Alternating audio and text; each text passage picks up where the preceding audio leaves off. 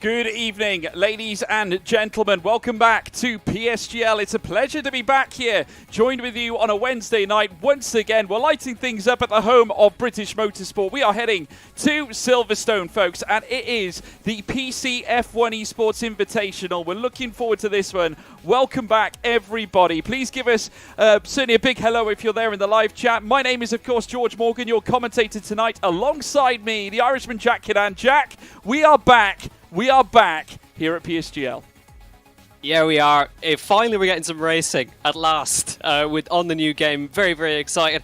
Also, chat, I got a booster seat. Look at us, GT Omega, with getting us sorted out right there. So mine I'm feeling better. I'm now about a couple of inches taller. Yeah, well, mine hasn't arrived yet, so I've slapped on a little bit of parcel tape and written GT Omega up here. So here you go, guys. Of course, PSGL is announcing its new sponsor, of course, new partner for this season, of course, and it's GT Omega. I mean, what a brand as well, certainly. I have got a GT Omega rig here, of course, that I've had for a little while. I would pan the cameras over there, but otherwise you wouldn't be able to see me. Or I could commentate from my rig, but yeah, you know, it would be a bit messy. But nonetheless, folks, we are being powered by GT Omega. Great to have these guys on board. Big thank you to them for supporting Premier Sim Gaming Leagues, of course. It's a pleasure to be back here, of course, on Wednesday nights as well, folks. Me and Jack are very, very excited to kick this one off. We've got such a good grid tonight. And obviously the grid for the season, you all saw the big reveal, the big announcement, Jack. Obviously the teams that were being reamed off, certainly the strongest grid we have seen in our history. Yeah, that is not an understatement either. It is the most competitive grid that we've had so far on PC, and so excited to get the season underway. But again, this tonight is the Esports Invitational, so we have a mix of the drivers who will be taking part in the full-time season, but also some guys who don't have full-time seats that get a chance to come in and show what they can do around Silverstone tonight. And despite it perhaps just being a social or invitational race, there's still an incredibly strong grid on the grid this evening, and excited to see how it goes. Yeah, absolutely. I tell you what we can do in the meantime. We can talk about the grid for tonight. I mean, obviously, we'll read through it now. Mercedes tonight are having Josh Idowu and, of course, Ben Charbot-Cogny. Josh Idowu, who is part of the McLaren fold, unfortunately not able to sit in his McLaren seat because, of course, he's a reserve this season in PSGL. Red Bull have lined up tonight with Frederick Rasmussen and a last-minute change because, of course, Liam Parnell was due to take that seat.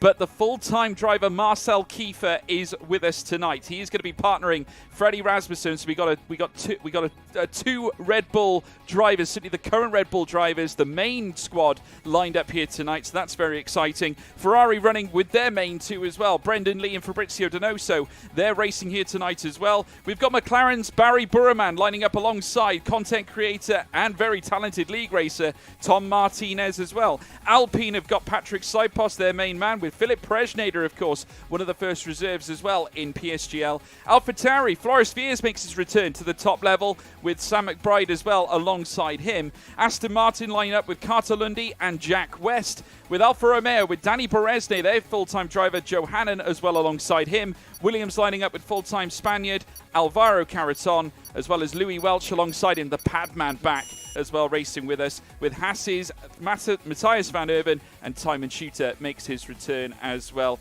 in place of Jake Benham. So we've got a great grid there, Jack. Certainly a real nice surprise to see Marcel Kiefer joining us tonight. Of course, it wasn't in the plan. It was Liam Parnell, but great to see him lining up alongside Freddie Rasmussen tonight.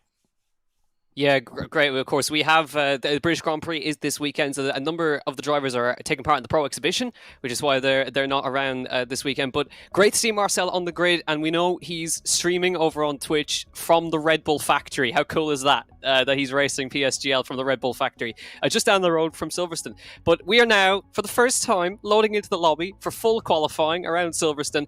I to get myself prepped for this race, George, I watched the race from 2 seasons ago, and I'm really excited because that was where Patrick Sipos came out on top. Yeah, and we've got a lot to look forward to because Patrick Sipos is racing tonight as well, obviously, folks. So can he do the double? Can he do it again? Can he win yet another invitational here at Silverstone? That is the big question. Of course, now, folks, we're going to head straight over to our race screen because, of course, that is where all the action is happening. And there you can see it, Silverstone in all its grandeur. Jack, you alluded to it. We're heading there this weekend, of course, for the Formula One British Grand Prix. And it's going to be the 72nd rendition of the British Grand Prix, or certainly Grand Prix racing as we know it in Silverstone, or certainly in the UK.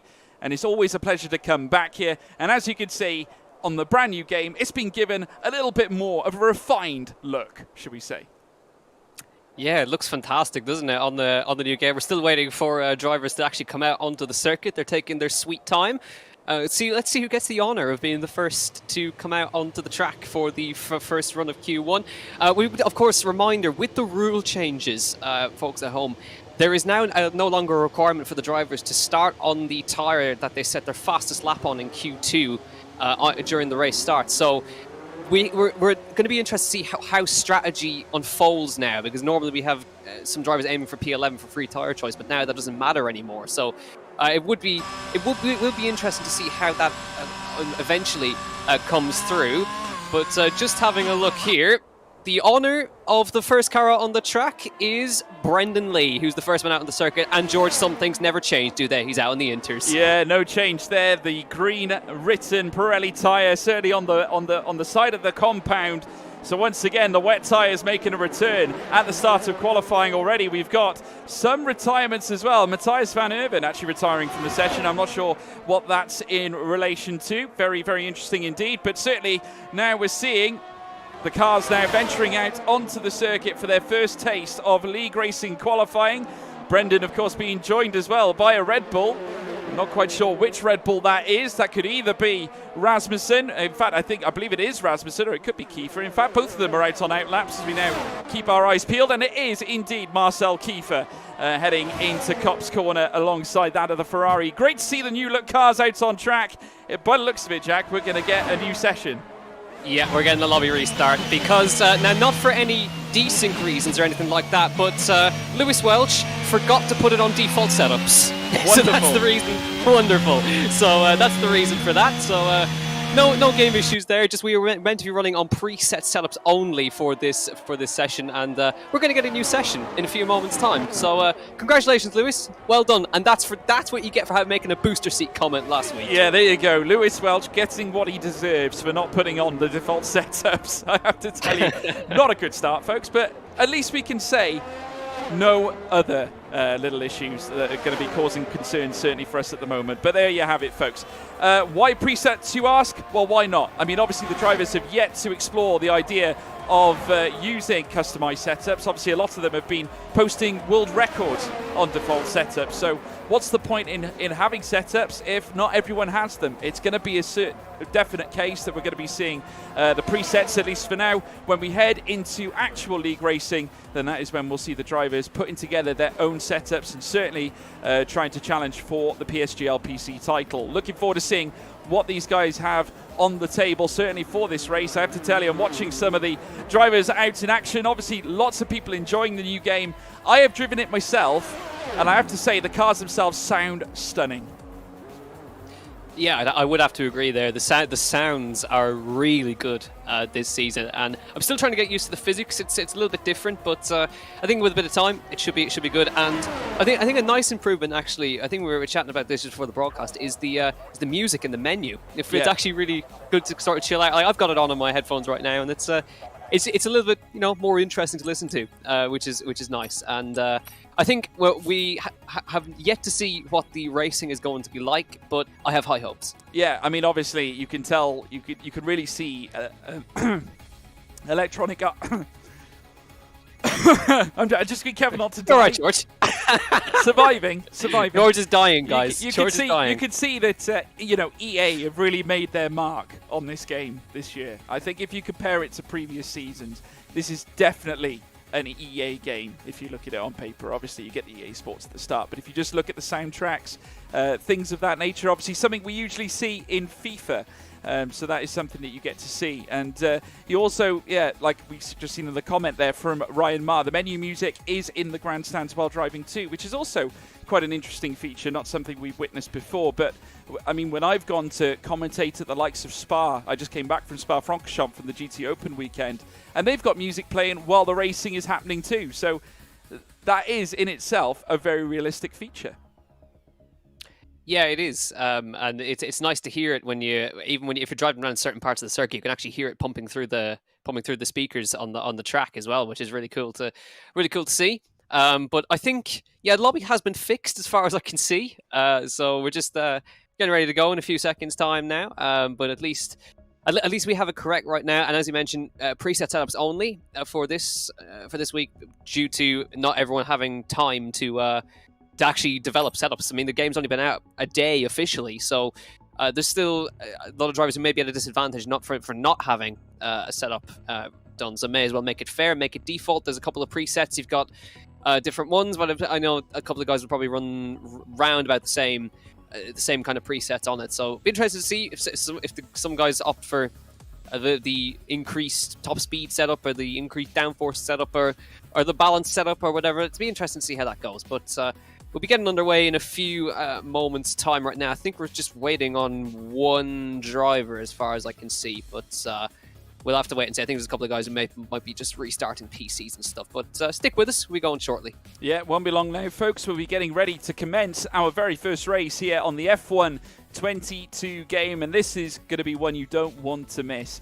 Certainly with the new features, etc. Obviously the new rule sets as well. The drivers obviously will be pitting their wits, and this will be your first indicator as to who's quick and who isn't on the brand new game. Obviously there's still a long way to go before the F1 Esports Pro Championship, Jack, but as always with PSGL, we get our first taste, our first little, I suppose, experience of seeing how some of these talents react to a brand new game. Yeah, that's the beauty of it. We got it last season as well in F1 2021 with the social races there, and the man who came out on top in the social was Fabrizio Donoso, who took his first win in the socials. And then when it came round once again to Silverstone in season 29, then it was actually Patrick Sipos who came out on top in that one. But it will be interesting to see who comes out on top this time, because Silverstone has always had a different winner, which I thought was an interesting little thing from previous seasons. That it's always been somebody new at the top step of the podium since the start of PC F1. So let's see if we can get somebody else on the top step for this time. And I mean, it could really be anyone. So that's the beauty of it. We don't know who's mastered it in race trim yet. We've had plenty of guys, doing time trial laps and all that kind of thing, but we haven't seen who's strong in the race yet, and this will be the first indication. It certainly will be, but also there's plenty of other names that we're not going to see yet, because of course, as you alluded to, Jack, we got the British Grand Prix just around the corner. Obviously lots of the drivers that will be competing up at the top end not racing tonight. Obviously we've got quite a few that are going to be racing here tonight in this Esports Invitational, but at the same time, it's still an unknown. Obviously we could see someone win this event, but maybe go without a race win in the season. We'll have to wait and see. Obviously, winning this event is massive because it builds confidence at the same time heading into a brand new season. So we'll have to wait and see who does respond the best. But we're now about to head straight into the lobby, folks. We will be making our return to the circuit of Silverstone, Northamptonshire, of course. And a wonderful circuit indeed. Lots to look forward to. Plenty of overtaking opportunities. And certainly in a strategy sense, when you've got 50% at your disposal, which is exactly what we've got here in this event tonight, 50% race. We've got pit stops thrown into the mix. It's going to be interesting. Yeah, 50% is the race distance we've always done, really, when you compare it to esports, which is 35%, I believe.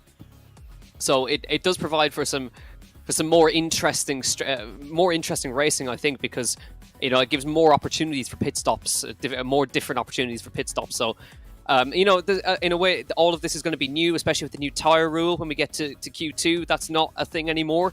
So it'll be, I think, a case of, I think it's going to be more interesting. I think strategies may be either one of two things. They'll either be not varied at all or very varied because of this new tire rule. So we'll have to wait and see how that goes. Obviously, nobody's going to be showing their hand too quickly, this early in the game cycle.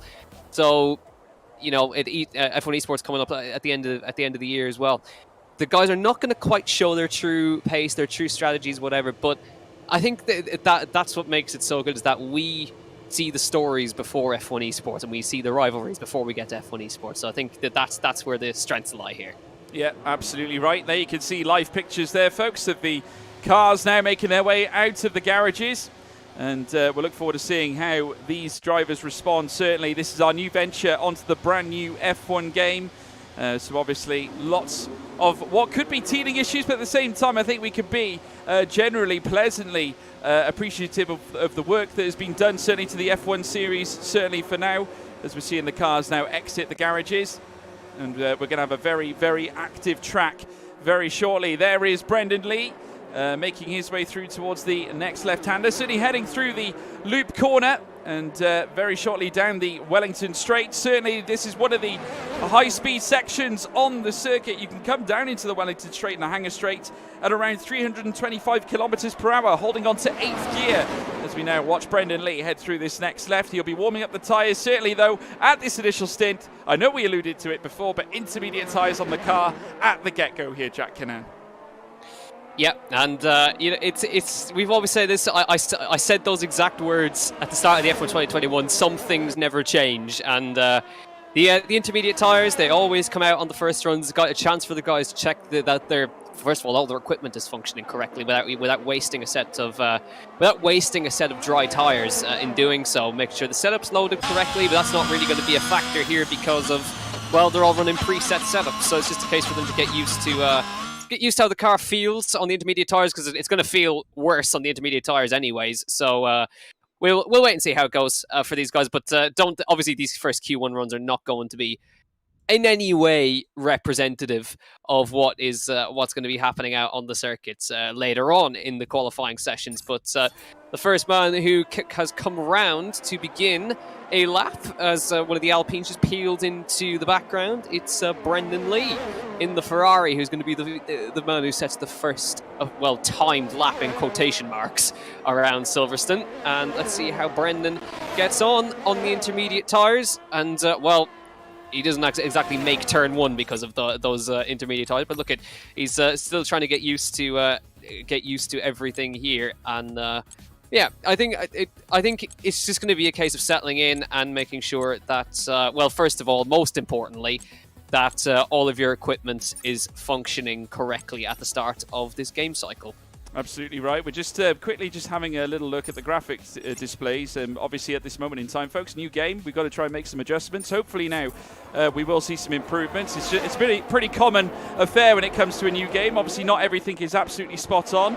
And certainly here on the PC side, you've got to try and make some solid adjustments. But already now drivers making their way through. Hopefully that's certainly an improvement for you folks, as now we're watching the cars make their way down through towards Maggots and Beckett's. This man being Brendan Lee, of course, as we now ride on board with the driver himself, heading through this next chicane, and now making their way down through towards the fast Stowe corner. The next right-hander in the Scuderia Ferrari, all in red.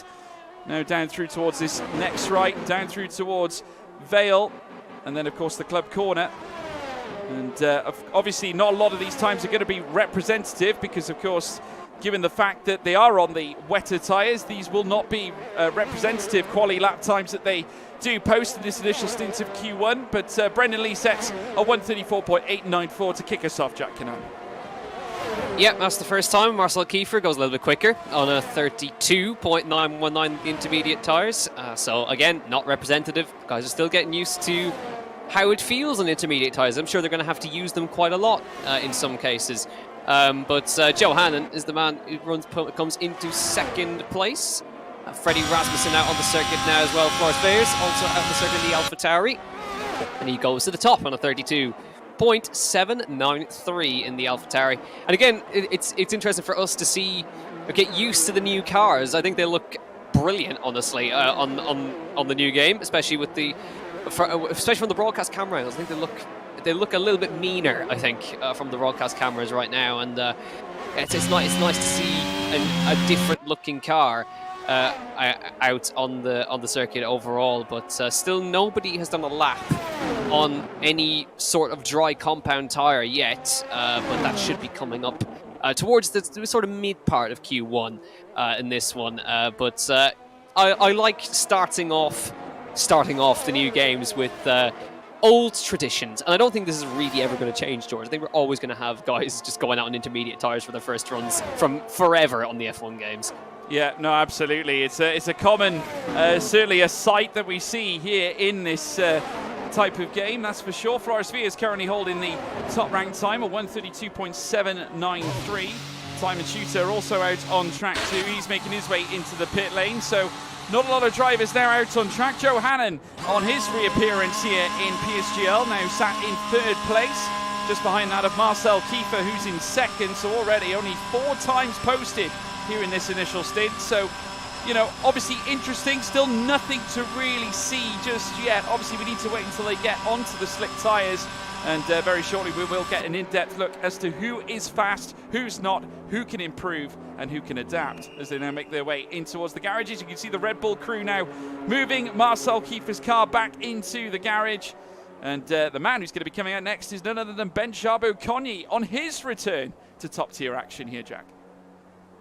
Yeah, Ben Charbot-Cogny is filling in at Mercedes. Obviously, we don't have Jarno this evening, and we don't have Danny, so we've got 2 different drivers in the Merc this evening. We've got Ben Charbot-Cogny and we have Josh Idawu in at Mercedes this week, and he's the first man who's out on a set of soft tyres. So the first time we've seen cars out on track on dry tyres this time. So himself and Tom Martinez are the only 2 cars that are out on the circuit at the moment. We've got one of the Aston Martins coming out as well. Carter Lundy's on his way out of the pit lane at the moment as well. But yeah, it's nice to see Ben Charbot-Cogny taking part in top tier as well as Tom Martinez. He was in top tier a couple of seasons ago, but now is making a one-off appearance, and nice to see him out on the circuit in the new game.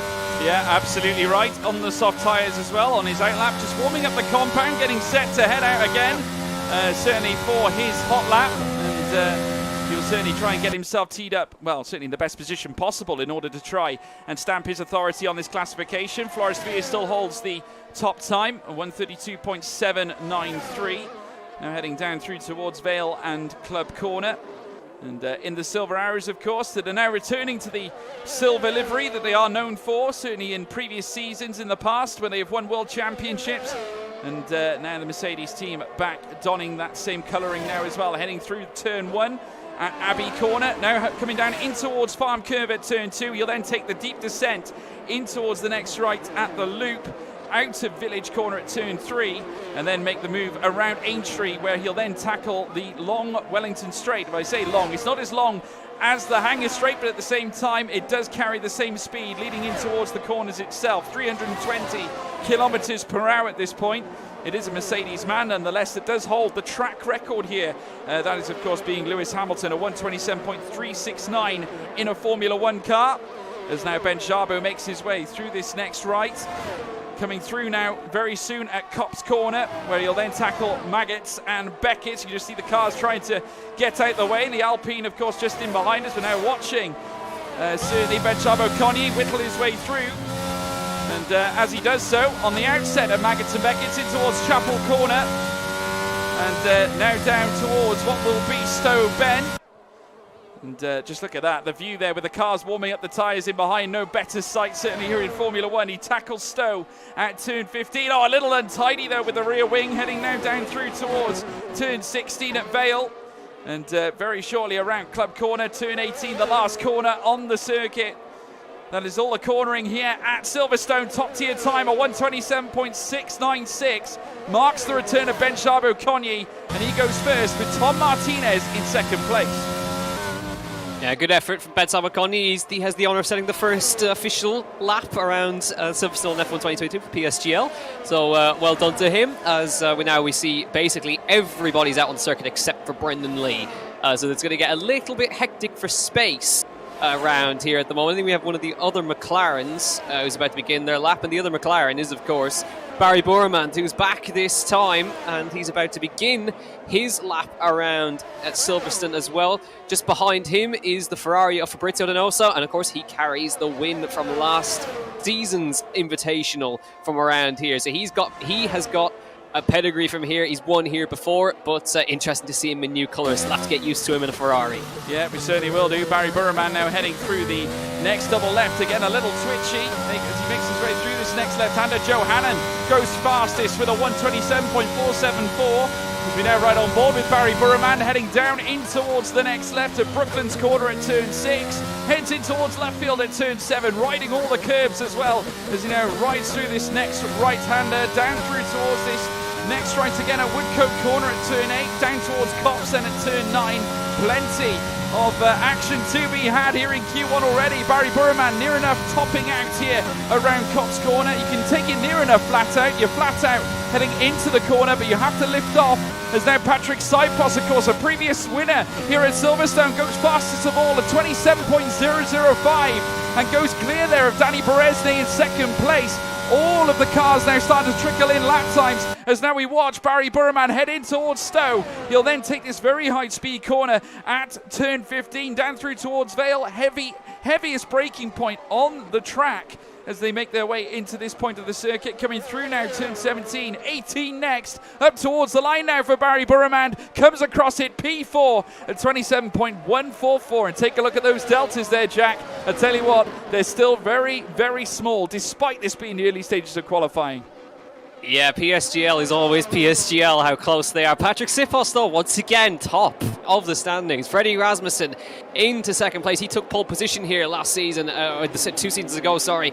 And, well, now, here's what would be interesting now. Where does Marcel Kiefer go as he comes around the last corner? How's he going to go? He goes P5, 27.192 from Marcel Kiefer on his first effort around here.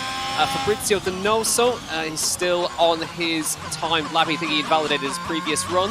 Alvaro Caraton, of course, we forgot about Alvaro, is on his lap right now in the newly shaped Williams car.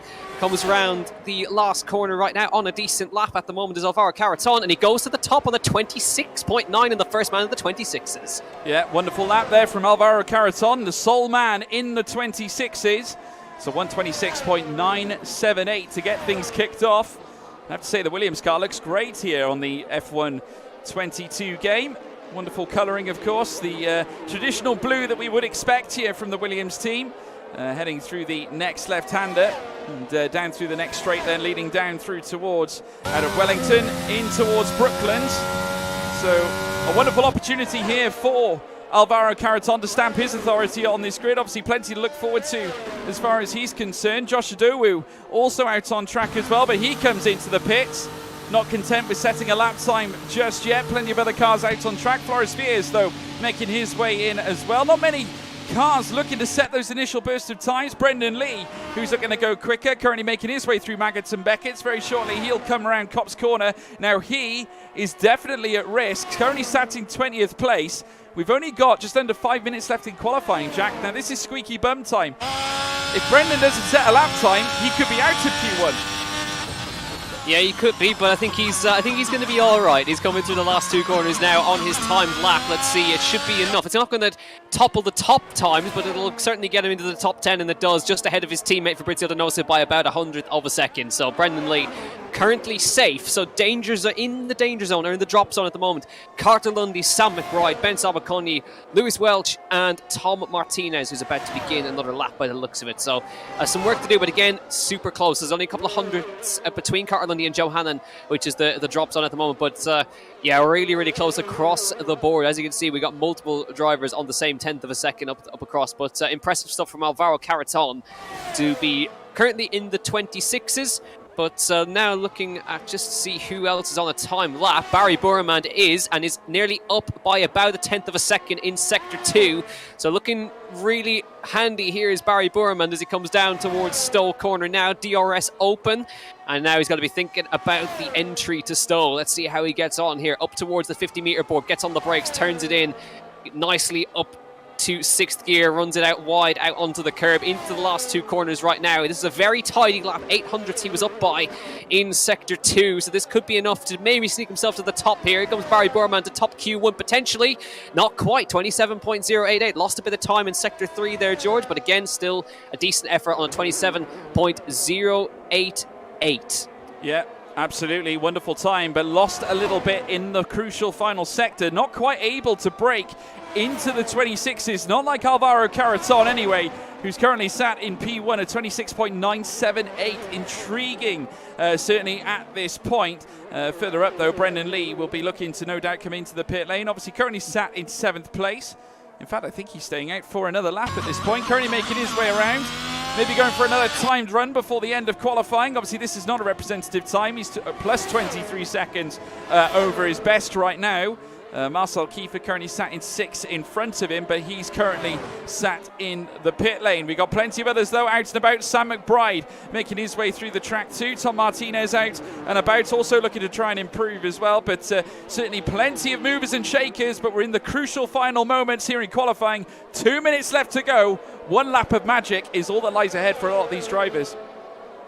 Yeah, you've sort of got basically everybody out on the circuit at the moment. There's a couple of guys who aren't bothering to come out, but go here. Joe Hannon goes up to 13th, so briefly gets him out of the danger zone. But again, 12th all the way down to 16th are all on the same 10th of a second. So an improvement of a 10th will gain you so many positions. So Philip Preston on 27.4 all the way down to Flores Veres, who's also on the 27.4 down in 16th place. So 3 thousandths at the moment is the gap to be either in or out between Flores Veres and Jack West. Flores Veres currently out on a lap as well. Jack West is beginning his time lap at the moment, so there's still some time to go. But it's going to get interesting. It's going to be, as usual, it's going to be very, very close across the board. See who makes it in and who doesn't. It certainly will be. Brendan Lee, also a man looking to improve, heads down through towards Vale and Club Corner now very shortly. In the Ferrari, currently sat in 7th. Now, based on the improvements he's made, this should put him ahead of Marcel Kiefer. Coming up towards the line, he does go faster than Marcel Kiefer. Beresde and Burman, 4th place now for Brendan Lee. A 127.074. Again, not enough for the 26s, but a statement of intent. Brendan Lee still in the fight. Absolutely is. So it looks like one of the drivers will be the first to set their final timed lap here. Flores Veres, he's about to come up to the start-finish line, looking neat and tidy. This is to get him out of the drop zone. Let's see if it is enough to do so. Comes around the final corner. It certainly is. P2 wow. and a 26.9 for Flores Veres. Excellent effort from the Dutchman, and only about 3 to 4 thousandths of a second between himself and Alvaro Caraton. That is a sterling effort from Flores Veres. That's what he needs to get himself out of the drop zone for now. But the question is, can anyone else improve by that much is the question. Currently Jack West is up by nearly 2 to 3 tenths of a second in the Aston Martin, so still maybe some more drama to come here in this final phase of Q1. Let's see if Jack West can get himself out of the drop zone here at Silverstone, onto the power. Out of the final corner he comes in the Aston Martin. Is it enough to get himself out of the drop zone? It is, up to P9. Good effort from Jack West, but that drops now Joe Hannon in the drop zone at the moment. Lewis Welch, shockingly, also in the drop zone at the moment. Everyone else, Tom Martinez not improving as it stands right now. Sam McBride is out on the circuit as well. So everybody who's in the drop zone, George, is currently on a lap except Joe Hannon. He's backed out, so he's definitely out. Yeah, interestingly enough, as far as Flores Veres is concerned, set the fastest Sector 3 of all so far. Now, Flores is a driver that has performed at esports level, has certainly shown pace in the past, stroke for Haas in the previous F1 Esports Pro Championship, and has certainly been through the mill, certainly in the last game cycle, dropped well off the pace, but has certainly made some rapid improvements, so a big chance certainly for him in order to strike in position potentially on this field. Could this be the return of Flores Veres? We'll have to keep our eyes peeled. Josh Dowu as well making his way around the final corner. Is he going to improve? 5th fastest there for the Silver Arrows. Josh Dowu, of course, signed to McLaren, driven for them last season. We'll have to see what he does certainly in this up-and-coming F1 Esports Pro Championship, but 5th fastest at this point in Q1. Very, very encouraging. Currently sat behind Freddie Rasmussen.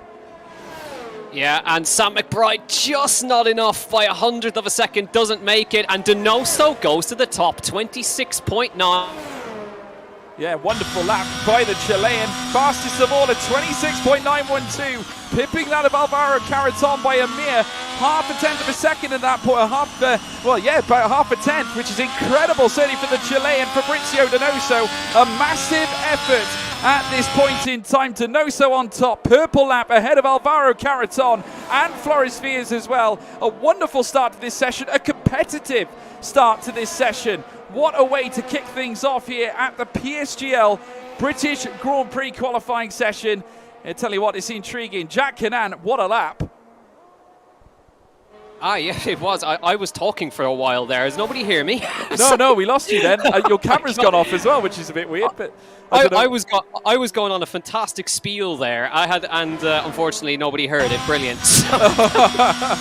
No, I jumped in because I couldn't hear you. I think your camera might have gone off as well, so you might want to look at trying to reset that too. But incredible moment, certainly in qualifying. Fabrizio Donoso managing to seal top orders here, clear enough by well over half a tenth, well, just over half a tenth of a second ahead of Alvaro Caraton in second place, Flores Fiers in third. We've also got Patrick Saipos in fourth with Freddie Rasmussen in fifth, Josh Adowu in sixth, Brendan Lee makes up P7, Barry Burman in behind him, Beresne in ninth, Marcel Kiefer in 10th, Jack West 11th, Timon Shooter in 12th, Matthias Van Erven 13th, Prejnader 14th, Ben Chabo Conye 15th. We lose Sam McBride, Joe Hannon, Carter Lundy, Tom Martinez and Louis Welsh. They, of course, not part of this session in qualifying. But wowee, what a moment. Certainly, what a way to kick things off. Obviously, the drama never stops here at PSGL, Jack Canaan. And certainly, Donoso will be pleased, certainly, with his efforts in the first session. Yeah, he certainly will. It's really nice to see the grid so close. Once again, it was about 2-3 tenths of a second was all it was, covering the top 16 there. So yeah, it's really, really great to see. But nice to see Donoso. He's back on the pace again. But I think really, really, really encouraging signs for Flores Fiers to see him up the top end, and one of the few drivers in the 26.9s as well. So I think it'd be interesting to see possibly the dark horse here. Yeah, I absolutely agree with you. Obviously, we've heard Jack Canaan in the past. Obviously, Flores Fiers' intent to try and cultivate himself a little bit of better form, some extra form. I think that he perhaps lost in our previous game cycle, and giving him credit, he's taken to this like a duck to water. I mean, obviously we've only seen one session, but to land a 26 at that particular moment in time, under very pressurized circumstances, is a very positive sign, isn't it? Yeah, it is, and the fact that we've had guys with 27 zeros, 27 zeros, 27 zeros, but again, just getting that extra little bit, 26.9. It's only 3 drivers managed it, but again, it's Q2 now. But now we'll reiterate once again, because we have to keep reminding ourselves of these new rules across the board as Q2 gets underway. The tyre rule is different this season. You are no longer required to start the race on the tyre that you set your fastest lap on in this session. So either that will make the strategies either A, very boring, or B, very interesting. But it should mean we may not see as varied tyre strategies as I'm looking at the moment. Absolutely nobody is going for anything else other than the softs. Yeah, no, absolutely. Everyone certainly out on the red compounded tyre, the fastest tyre compound as well. And we're still at the very early stages of qualifying, so no fear certainly in terms of what we're going to see at the very start of Q2. They're all literally going for it at this point. If we can take a look at the current tyre selections, all of them on soft tyres, Jack. So mediums now in Q2, a thing of the past? Well, maybe, but they'll still be able to choose what they want to start on in the race. I think that's the beauty of it. They don't need to use the tyre in qualifying if they don't wish to do so. And because of how close the grid is, George, I don't think you can afford to try mediums in this one. We saw how close it was to either getting in or being knocked out in Q1 already. So I think it's going to be a case of just having to use them in a case. So it's interesting in that way. So it will make Q2 super, super tight, just like Q1. But we'll see who's going to be on top this time with these next few laps that are about to start, but still important for a track position. So again, these guys won't be backing off too hard. No, not at all. Here is Alvaro Caraton, obviously one of the top end drivers in our previous qualifying session. Q1 lighting things up with the Spaniard, certainly looking to show his improvements too. Obviously been a race winner at F1 Esports Pro Championship level. He won the Austrian Grand Prix in that particular season, certainly going back, I believe, 2 seasons ago, but has certainly shown intent, can strike podiums, runs wide and invalidates, though, heading through Cop's corner, which is a big shame. Obviously, when you go full send around that particular corner, it can be very tricky to maintain the grip levels heading around Cops, because it's just so high speed, isn't it, Jack? They come into that corner 300 kilometers per hour. Yeah, and trying to make sure you reach the apex without running too wide out onto the apex, or out onto the AstroTurf on the left.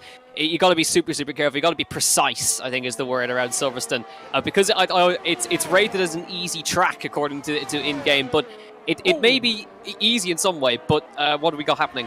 Yeah, well, Danny Perez, they very nearly being sent off for a spin at that particular point, and upset Jack West, I think, a little bit as well, who was immediately coming to the pit lane as well. But Fabrizio Donoso is going to be the first man to nestle in a time on the board. Comes up towards the line now at 27.4. Obviously, we saw 26s in our previous session, but it's enough to send him certainly first place in the interim.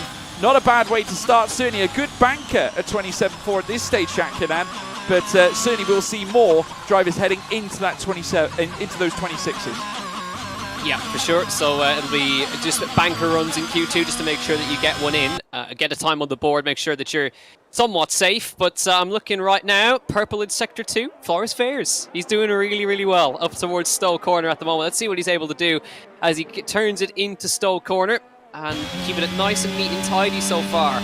Is Floris onto the brakes, into the left-hand side, making sure you get the rotation on the car, back on the power again, but again has a little bit of an oversteer moment on the way through, and that cost him valuable time. And that is such an easy thing to do. That corner, it drags you out wide, and you want to get on the power as early as you can, but it will drag you into that. So a little bit of oversteer for Floris, and comes out with a 27.608 in the end, but he'll know that there's time on the board. He certainly will do. I think he'll be encouraged, certainly from his lap previously in Q1. Obviously, there were signs of pace yet again in that lap until that little error heading around the club corner, but nevertheless, very, very positive start from Floris Fairs. Matthias van Erven very nearly losing the car, very similar to Danny Beresne. He did exactly the same earlier on, but very, very close to losing it, Matthias van Erven. And I tell you what, if you do crash the car, that's it. You are out. At that point, there is going to be no time set.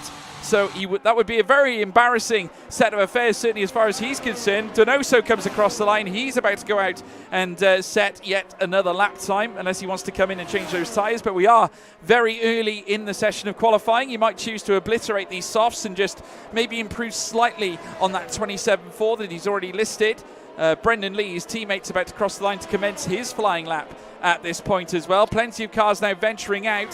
The AlphaTauri looks like it's going to be next across the line, and that's Floris Fairs himself.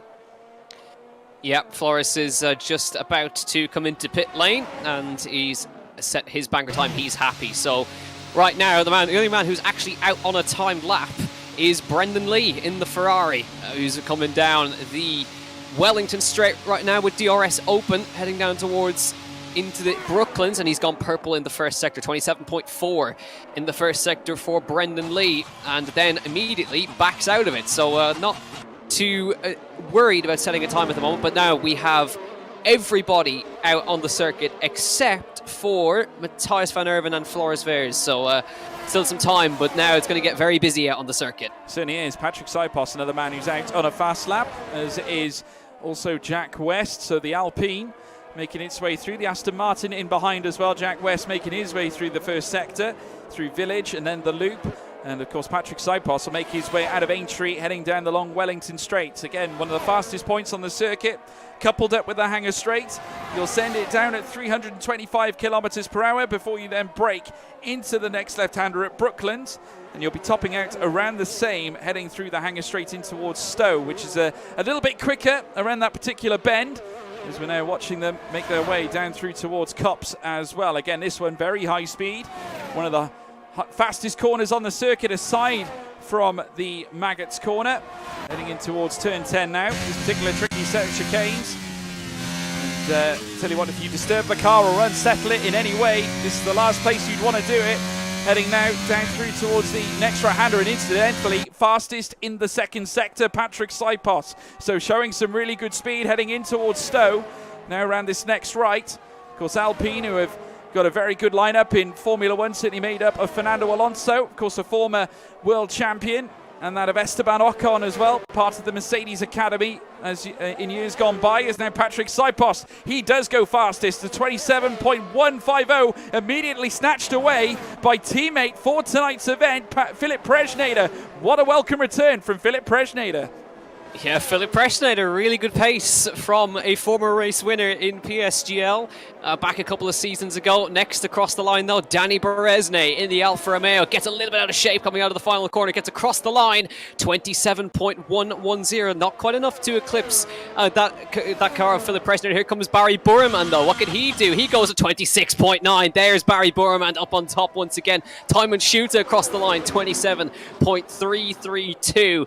A little bit of a gap then until we get the next car, which is Brendan Lee, who's going to be the next across the line. But Barry Burman, 26.979, currently quickest ahead of Philip Presnader.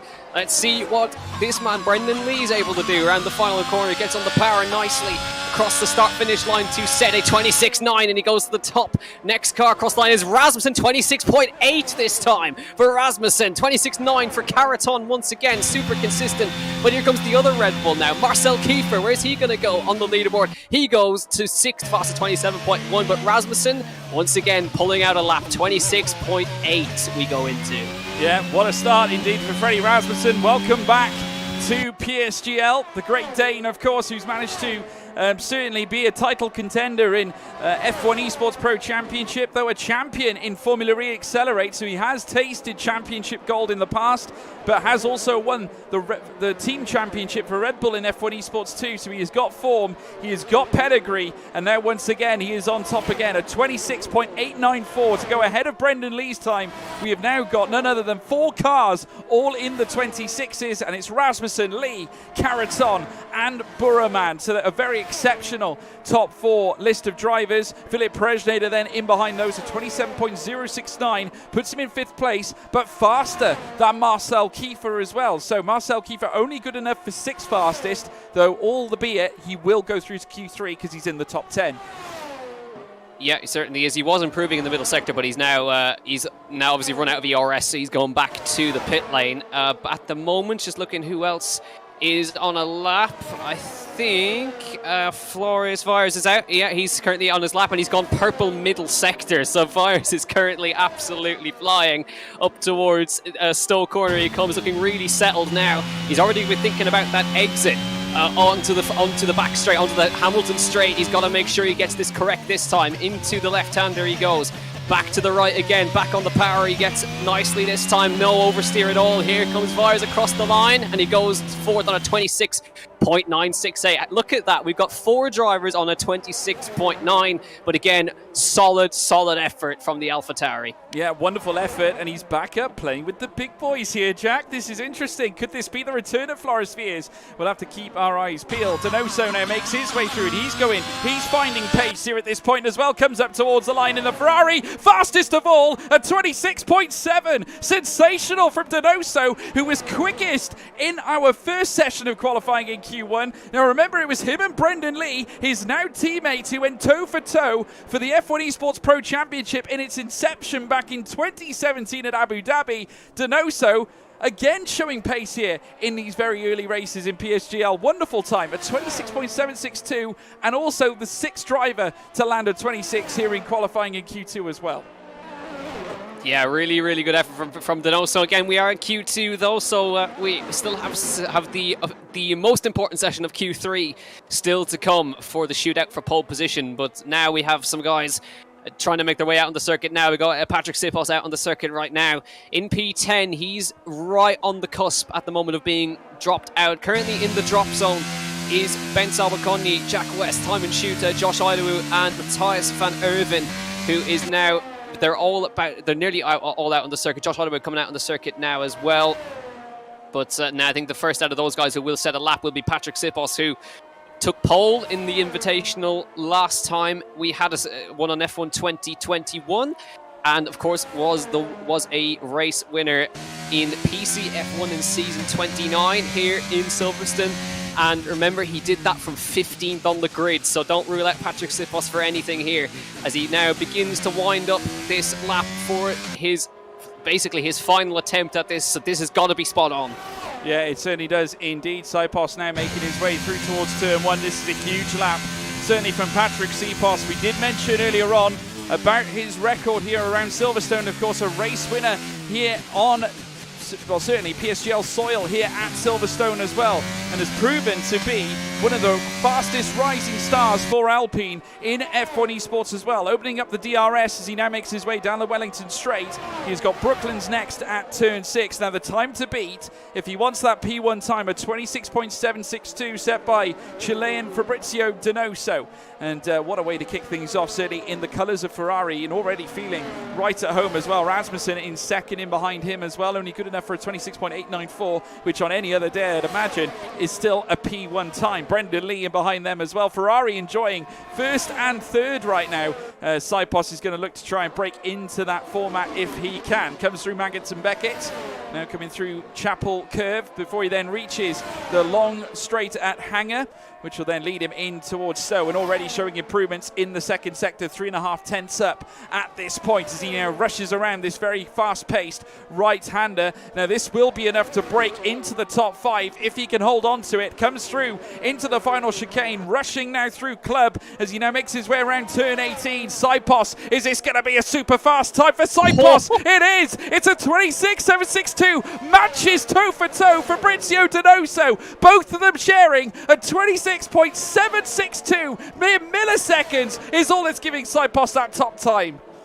Yeah, you would wonder, if I was to know, so I'd be a bit angry because he technically set the time first, so he should be in P1, but it must read it to an even closer millisecond. And Patrick Sipos is now quickest on a 26.762, exactly the same as Donoso. Matthias van Erven, he's safe on a 26.927, goes to 5th fastest. Anybody else, Timon Schutter is only good enough for 9th place at the moment. Marcel Kiefer is in the drop zone now. Danny Berezne in the drop zone. They've got to improve massively here as they come down to the last corner now. We're looking at Danny Berezne as he makes his way around the final corner. He's a 10th up on his best time at the moment. Round the last corner comes Danny Berezne. Is it enough? It is. 3rd fastest at 26.864.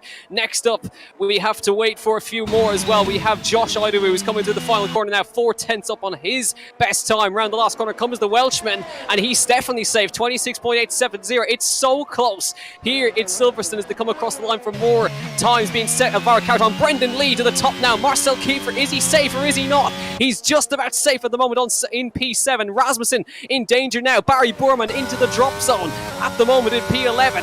It is super tight across the board. Boorman is up very slightly on his best time at the moment. Now under the power through the final corner comes the McLaren driver. Is Boorman safe? He certainly is. P5. Anybody else? Can they improve? They've got to improve. Jack West out of the final corner now. Has he done enough to get himself through to Q3? Not quite. He will be out in Q3. Ben Sabokoni, has he done enough to make it through or not? Comes across the line. No, he hasn't. The only man who could improve is Simon Schutter, but he's currently not in an improvement. That was a hectic end to qualifying, and about a 10th of a second was all it was between 1st and 10th. Well, I tell you what, Brendan Lee, how about that for a time? 26.709. Now, this is almost form that we're seeing from the first era of F1 Esports. He's coming back with the pace yet again, returning this time in the colours of Ferrari after a wonderful return. He's spoken about how comfortable he is at the Scuderia, and now here in PSGL once again showing that pace, 26.709, and it just goes to show these guys now getting into league racing. Brendan did make that comment last season saying he should have done league racing from the start, he should have stayed with it. That could have given him the championship winning form enough to be part at the top end at F1 Esports last season and the season before that. Now he's made a return, he certainly seems to have the pace. Yeah, it really does. Really good effort. 26.70. And then you look down, Rasmussen, 26.73. Patrick Sipos and Donoso on the exact same time. And Alvaro Caraton, just another 26.7 for good measure. 26.78. Top 5 on the same 10th. 800 is all it was, but Brendan Lee topping Q2. So Ferraris have topped both of the sessions so far. We had Donoso in Q1, and Brendan Lee this time tops it in front of Freddie Rasmussen, Sipos, Donoso, Caraton, Boorman, Berezne, Idowu, Kiefer and Van Erven. And look at that gap, 0.2 of a second between the top 10. Unfortunately, Flores gets knocked out by just a couple of hundredths with P11. Still a good effort. Jack West, Simon Schutter, Ben Sabakoni and Philip Preschnader make up the drop zone. And now we have the shootout for pole position, and look how close it is. I think it's going to be even closer than this at the moment. It certainly is, Jack. I mean, we've just witnessed something really incredible. I mean, taking a look at that last session, Ferrari again showing the pace. Donoso taking P1 in our first session, as you alluded to. Now, Brendan Lee on top. Lots of encouraging signs, though, from a lot of the drivers breaking into the 26s, matching toe for toe each other as well. If you consider the likes of Patrick Saipos trying to get himself up with the fight too, we know he's rapid. Again, he's showing his pace at Silverstone, but you've got the likes of Freddie Rasmussen. Would have expected more perhaps from the likes of Barry Burman and maybe Marcel Kiefer, because they couldn't quite break into that area that the top-end drivers were coming into. Is that a case of just getting used to the current formats of the car, getting used to the league format that we have here? Because, you know, those drivers, they're coming into PSGL effectively for the first time. I know Kiefer signed up last season, but he rarely raced. But now in this season, you know, he's got to get into it quickly, because otherwise he could get left behind. Yeah, I would think an element of that is the preset setups too. They haven't quite got their the default setups won't suit everybody, and maybe they've done more running on their own setups that they may have developed earlier. So there is an element of that as well. But again, it shows who can, I suppose, deliver on a really equal playing field. You know, we have the cars as equal performance anyway, but this is you've basically got similar setups across the board. Nobody has an advantage in that regard. So it's a good way of seeing who can perform on the absolute most equal playing field you can. So it's interesting to see who's doing that. But again, some could be saving a little bit more for Q3. But right now, Ferrari's looking the most promising at the moment, Donoso and Brendan Lee. But I will point out, the man who took pole position last time out at Silverstone was Freddie Rasmussen, and he pulled it out on the very final lap of his qualifying run, and he pulled it from nowhere. So watch out for Rasmussen, because he does tend to do that. Yeah, he certainly does. Keep your eyes peeled, folks, because never say never for Freddie Rasmussen. He, of course, can surprise you. And we'll have to watch and see what he pulls off in this early stage of Q3. Now, this will decide the top 10 order for the grid heading into the race. So keep your eyes peeled, folks. This is going to be a hellacious ride at this point. Certainly this man, Brendan Lee, after topping out our previous Q2 session, is now out on track, first of all, to try and get his time on the board first as well. So let's see what he can enlist. Of course, 10 minutes to go in Q3. I would say probably 2 fast laps is probably all the drivers have, Jack. Yeah, a fast lap, come into the pit lane, new tyres, an out lap, another fast lap. That's pretty much what they've got. So there isn't that much time, but a couple of guys coming out nice and early. Others may not bother doing an early run. They might just go for a fast lap. So we'll wait and see. But once again, the man who's wanted to be the first to sort of set the times has been Brendan Lee. He's been first out in every session, and he's now going to be the first man to go on a lap in Q3 around Silverstone and try and secure himself a pole position. Well, you have to wonder, maybe first out, first on the classification. Maybe that's his thinking. Who knows? As he then makes his way in through towards the next right. He's then got the next left, heading through the loop at turn 4 in towards Aintree, where he'll then tackle the long Wellington straight. Brendan Lee, of course, a 2-time F1 Esports Pro champion. And he wants to add certainly a PSGL championship to that list. Can he be the man to stop Jarno Opmeer heading into this brand new PSGL Season 31 championship season? Of course, Brendan Lee, he will know what it's like to win championship gold. He knows how to win races as well. A multiple league racing champion in his own right, was considered by many as well, certainly is the first man to win the F1 Esports Pro Championship title, and off the back of that, be the first man to take back-to-back titles as well. Heading through this next left and right section at Maggots and Beckett's, you'll soon head through Chapel Corner. This 5.891 kilometre circuit here at Silverstone, based up in Northamptonshire. And again, purple in the second sector, as you'd expect for Brendan Lee. Comes through this next right-hander now at Stowe, where he'll then send it down through towards Vale into Club Corner, turn 16, 17. And as you come through out of Club Corner, you're braking at 4th gear, then into 130 kilometre per hour. That is the slowest corner on the circuit. Brendan Lee at 27.4, a good banker to get things underway, but we will expect 26s. Yeah, we certainly will. That's his banker run. A lot of the guys will just set a sort of medium pace first lap, and a lot of that is to do with having a delta as well on your screen, and to see a green number is far more encouraging than a red number. So that's a lot to do with that as well, and obviously maybe some used tyres in effect as well, as we see now somebody else out on a timed lap as well. Barry Burman out on the timed lap, Josh Idawu on a timed lap as well. All 10 drivers are out on the circuit at the moment, and we'll see who's going to be the one to set the fastest time, but I don't think we're going to see the fastest time until we get onto the final few minutes of Q3.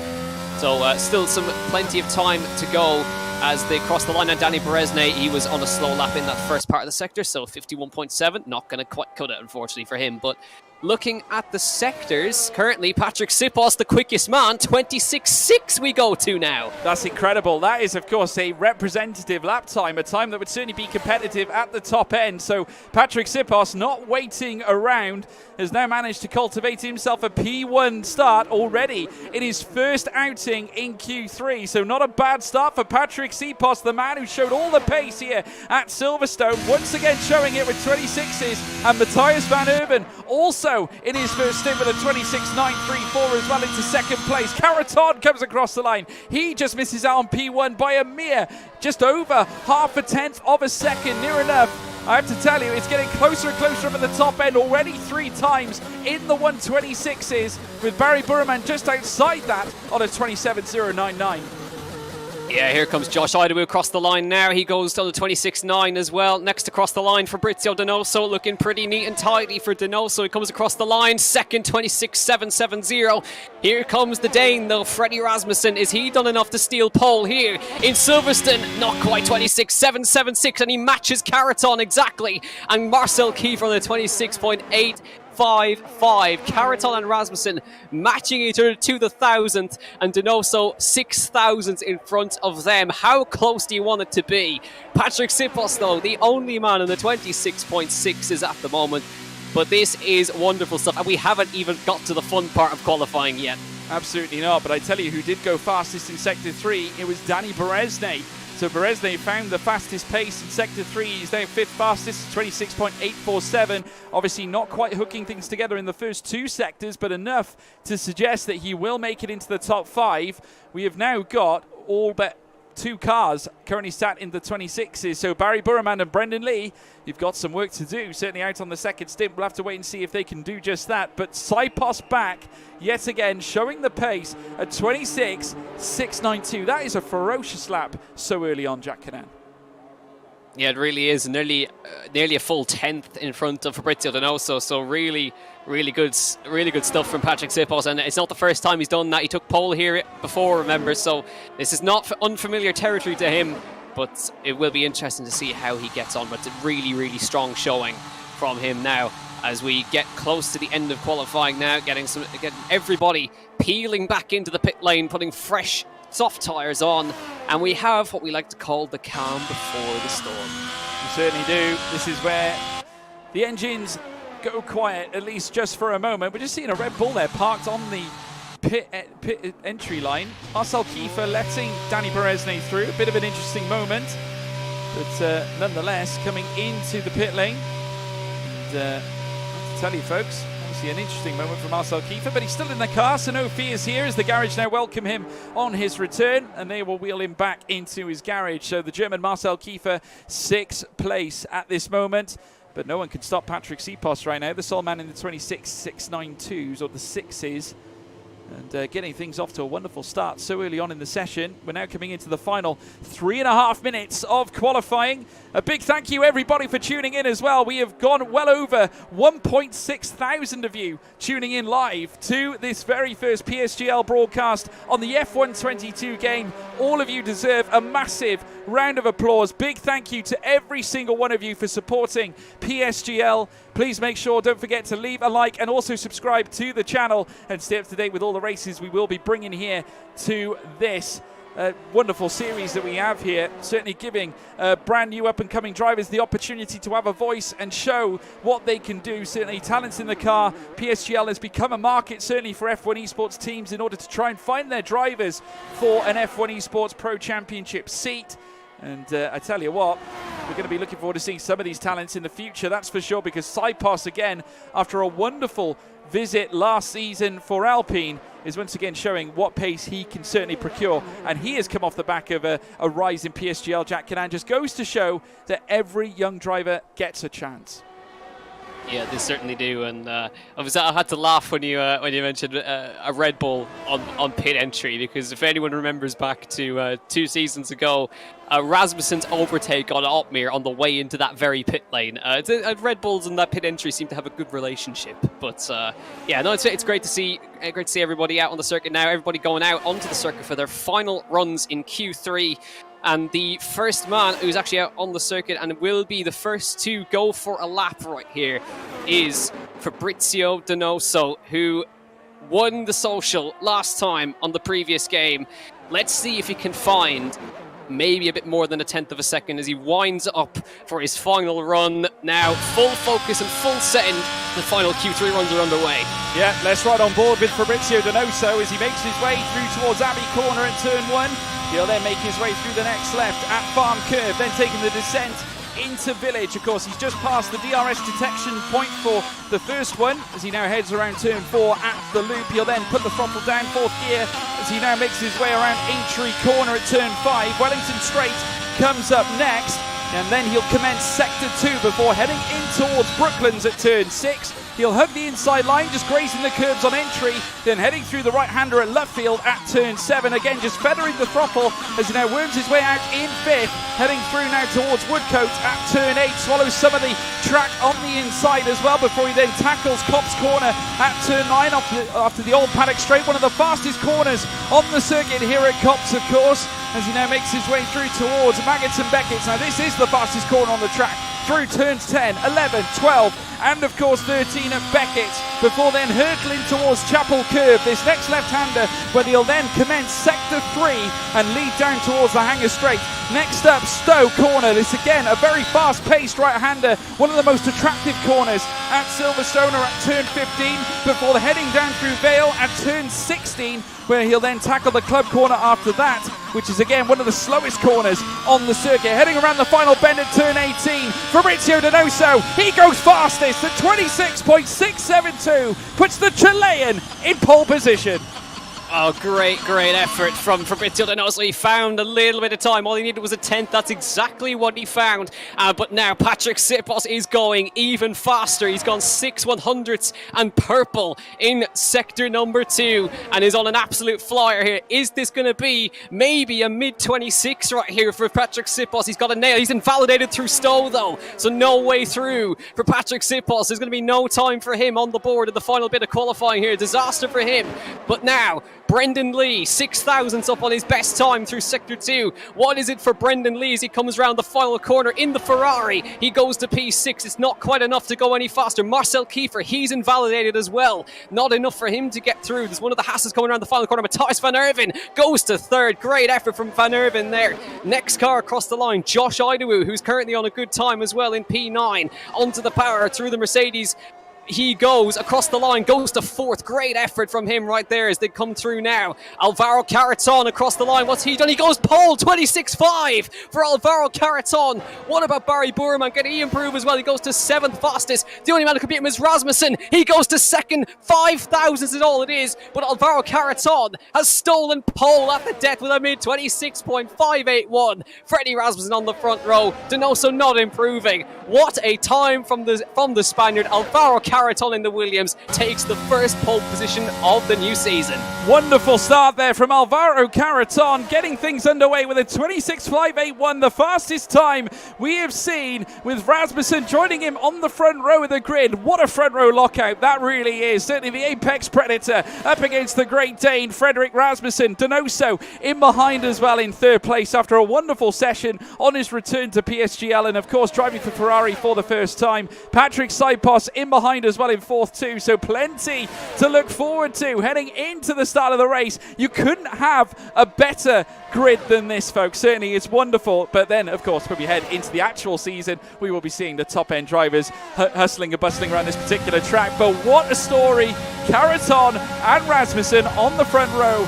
Let's run through the grid order, folks. for the start of this Grand Prix. Well, certainly we'll look at the top 10 anyway. Here they are. Fastest of all, Alvaro Caratana, 126.581, delivers the fastest lap with Frederick Rasmussen in second. Fabrizio Donoso for Ferrari in third on the second row of the grid, alongside Patrick Sipos, the young man at Alpine, once again proving his pace here at Silverstone. Matthias Van Erven in fifth, Josh Idowu in sixth, Barry Burman in seventh, Danny Perezne in eighth, Brendan Lee just could not quite hook it up, ninth place, Marcel Kiefer starting in 10th spot. But Jack Canan, what a way to kick things off. We've got a race coming very, very shortly, but huge confidence there for Williams and Caraton to get things underway on pole position. Yeah, really. Alvaro, we know how quick he is, but he's delivered brilliantly this time, and ahead of Freddie Rasmussen. But a really impressive effort from, I would say, Patrick Sipos, and especially Matthias Van Erven up in the top 5. Really good effort from him as well. Not quite sure what happened to Brendan Lee. Unfortunately, it just couldn't seem to get it hooked all together. And there was only a thousandth of a second separating himself and Marcel Kiefer, who invalidated his final run as well. And Sipos, he was going quicker though, Patrick Sipos, and he just invalidated coming through Stowe. So maybe it could have been pole position there, but I don't know, would it have been enough to beat Alvaro Caraton? We're not quite sure, but a big opportunity now for Alvaro to get one under the belt straight away. But again, there is 20 drivers vying for this. And this is brand new territory now. A full grid, a league race, 50% distance. It's the first time we're going to see this, and I'm really excited to see who comes out on top, because we didn't expect the last winner last season, so let's see what happens. No, we certainly will. Now, just before we go into the race, folks, let's have a little short advert break.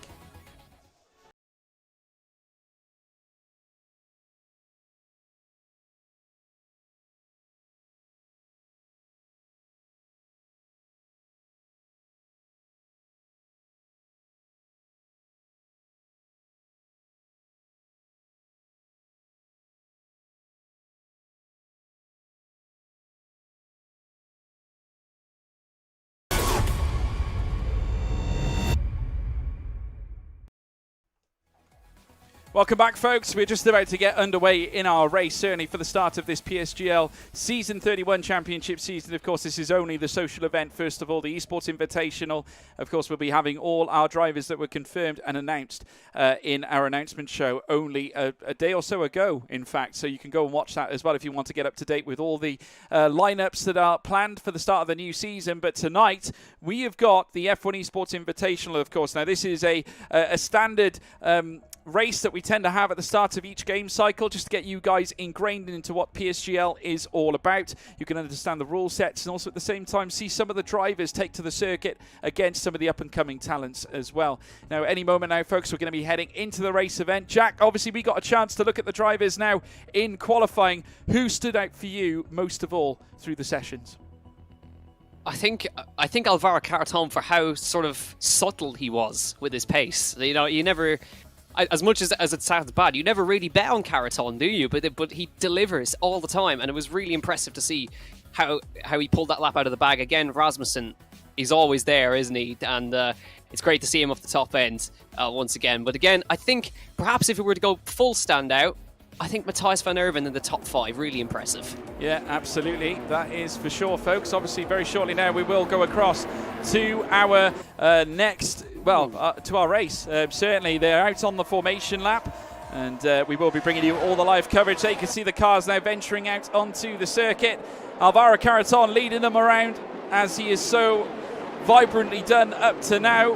And, of course, Rasmussen in behind him as well. Could you make an argument, Jack, that certainly Floris Viers certainly showed us a lot more, certainly a different side to him that we didn't quite get in our previous game cycle?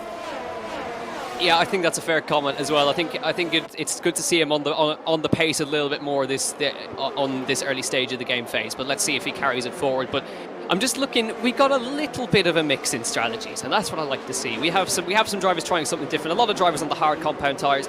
Patrick Sipos, he's gone softs. Barry Burman has gone mediums. Marcel Kiefer, softs. Predator on mediums. Carter Lundy on softs. Martinez on mediums. Everybody else is on the hard compound tires. So it's interesting to see how that works out for them, but majority going on the hard compound tires, so kind of what we expected, that there wouldn't be too much variation, but there is some variation. So watch over Patrick Sipos, especially off the line. He has the grippier soft compound tire, and he'll need to challenge early on in this phase of the race to see if to make those soft tyres work early on. But now this is new territory for these guys, a full race, or 50% race distance, and the first race start maybe some of them have done in a league race this season. So looking forward to seeing how they get on, and I wonder who's going to come out on top. It's literally anybody's guess, but we're in for a grandstand race, and I can't wait. No, absolutely, folks. I want to hear from you in the live chat. Tell me who you think is going to win this race, certainly here in PSGL. The PC Esports Invitational here at Silverstone is about to get underway. There is Alvaro Caraton, front row P1. He sits there alongside Freddie Rasmussen. Here we go, folks. I want to see you in the live chat. Who's going to win this event, this very first race on this brand new game? Let us know. Marcel Kiefer, I'm seeing word for as well. The drivers now making their way onto the grid. Here we go. First light, second light, third light, fourth light, the fifth light. And it's pedal to the metal for the first time in PSGL on the F122 game. Caraton got a mega jump. So did Fabrizio Donoso. Heading in towards turn one as they make their way now through Abbey Corner. Donoso leads. Caraton being tackled now by Freddie Rasmussen. The Ferraris are on top though. Further back you can see them Matthias van Erven in fourth place. Josh Idawu in behind those two with Barry Burman getting right into the fight. It's almost three wide. Heading through that entry corner. Still they remain side by side as they make their way down through towards Brooklands and turn 6. It's Donoso though on top. Matthias van Erven with a mega start up into P4 as they make contact through their next right through Luffield. And as Burman now moves into P4, it's Donoso in front, Jack Canan, Caraton in second place. What a start from Donoso as he got off the line. The two in front just did not. They got a huge amount of wheel spin each, and Donoso capitalised around the outside of turn 1. And now it's him to the lead. Burman up to P4 now on the medium tyres. Kiefer into 6th on the soft tyres. Sipos had a terrible start down to P8. He goes. So now they all file into the train. Everybody through cleanly by the looks of it as they come down onto the straight for the first time. Burman needs to get underway quickly. Looking to the inside on Rasmussen. Back to the outside. Back to the inside. Can't figure out a way to go. Down the inside on Freddie Rasmussen, he goes into Stowe Corner, side by side with the Dane. He's in front by just about a car length. Burman up to P3. He's got to make short work of these guys. Kiefer gets a little nudge in the back from Van Erven through the corner there. We got a problem for Patrick Sipos, who's dropping down the order. He's spun into one of the corners there. Yeah, he spun in the final corner. So Sipos, it was going really well, but now drops down to the tail end of the field as Burman's on the charge. Yeah, there was a little bit of battling going on between time and shooter Brendan Lee. Philip Presnader thrown into the mix as well, but still leading at this moment as Forest Fears now starts moving places. Oh, he's run off wide. Big moment there. Jack West running off wide there, and I think as a result, Forest Fears dropped down into 12th place. Remember, he was up in 9th. He has since dropped down. I'm starting to wonder whether there was contact between him and Jack West, because Flores Fears has fallen down. Cartalundi, Jack West's teammate, now making his way through. Cartalundi now up into 9th as well, into the top 10. Incredible moment to say the least. Marcel Kiefer though starting to roam up on his teammate Freddie Rasmussen. Just look at the time gaps, nothing separates them, all of them within a second as Patrick Sipos retires. That's a real shame, isn't it, to see him drop out so early, but Burman's in front of Caraton now, and Kiefer is right up behind his teammate Freddie Rasmussen. This won't be a hard move for Kiefer to make, but he's got to make it without costing each other too much time. So we've got a real mix of strategies up the front now. Top 5, a couple of different tyre compounds. Here comes Kiefer now. No fight whatsoever put up by Freddie Rasmussen, and Kiefer is up to P4 in front of his teammate. And now out front it's Donoso from Burman, and DRS will be enabled this lap by as they come to start lap number 3. So it is Fabrizio Donoso in full control after that brilliant getaway, and Burman follows him. Caraton third, Kiefer on the softs trying to make them work early, and then it's Rasmussen, Van Erven, Idawu, Bresne, Carter Lundy in P9 and Jack West in P10, and then a ways down we've got Simon Shooter coming into the pit lane really early on. It's a shame for him to get caught up so early on. He's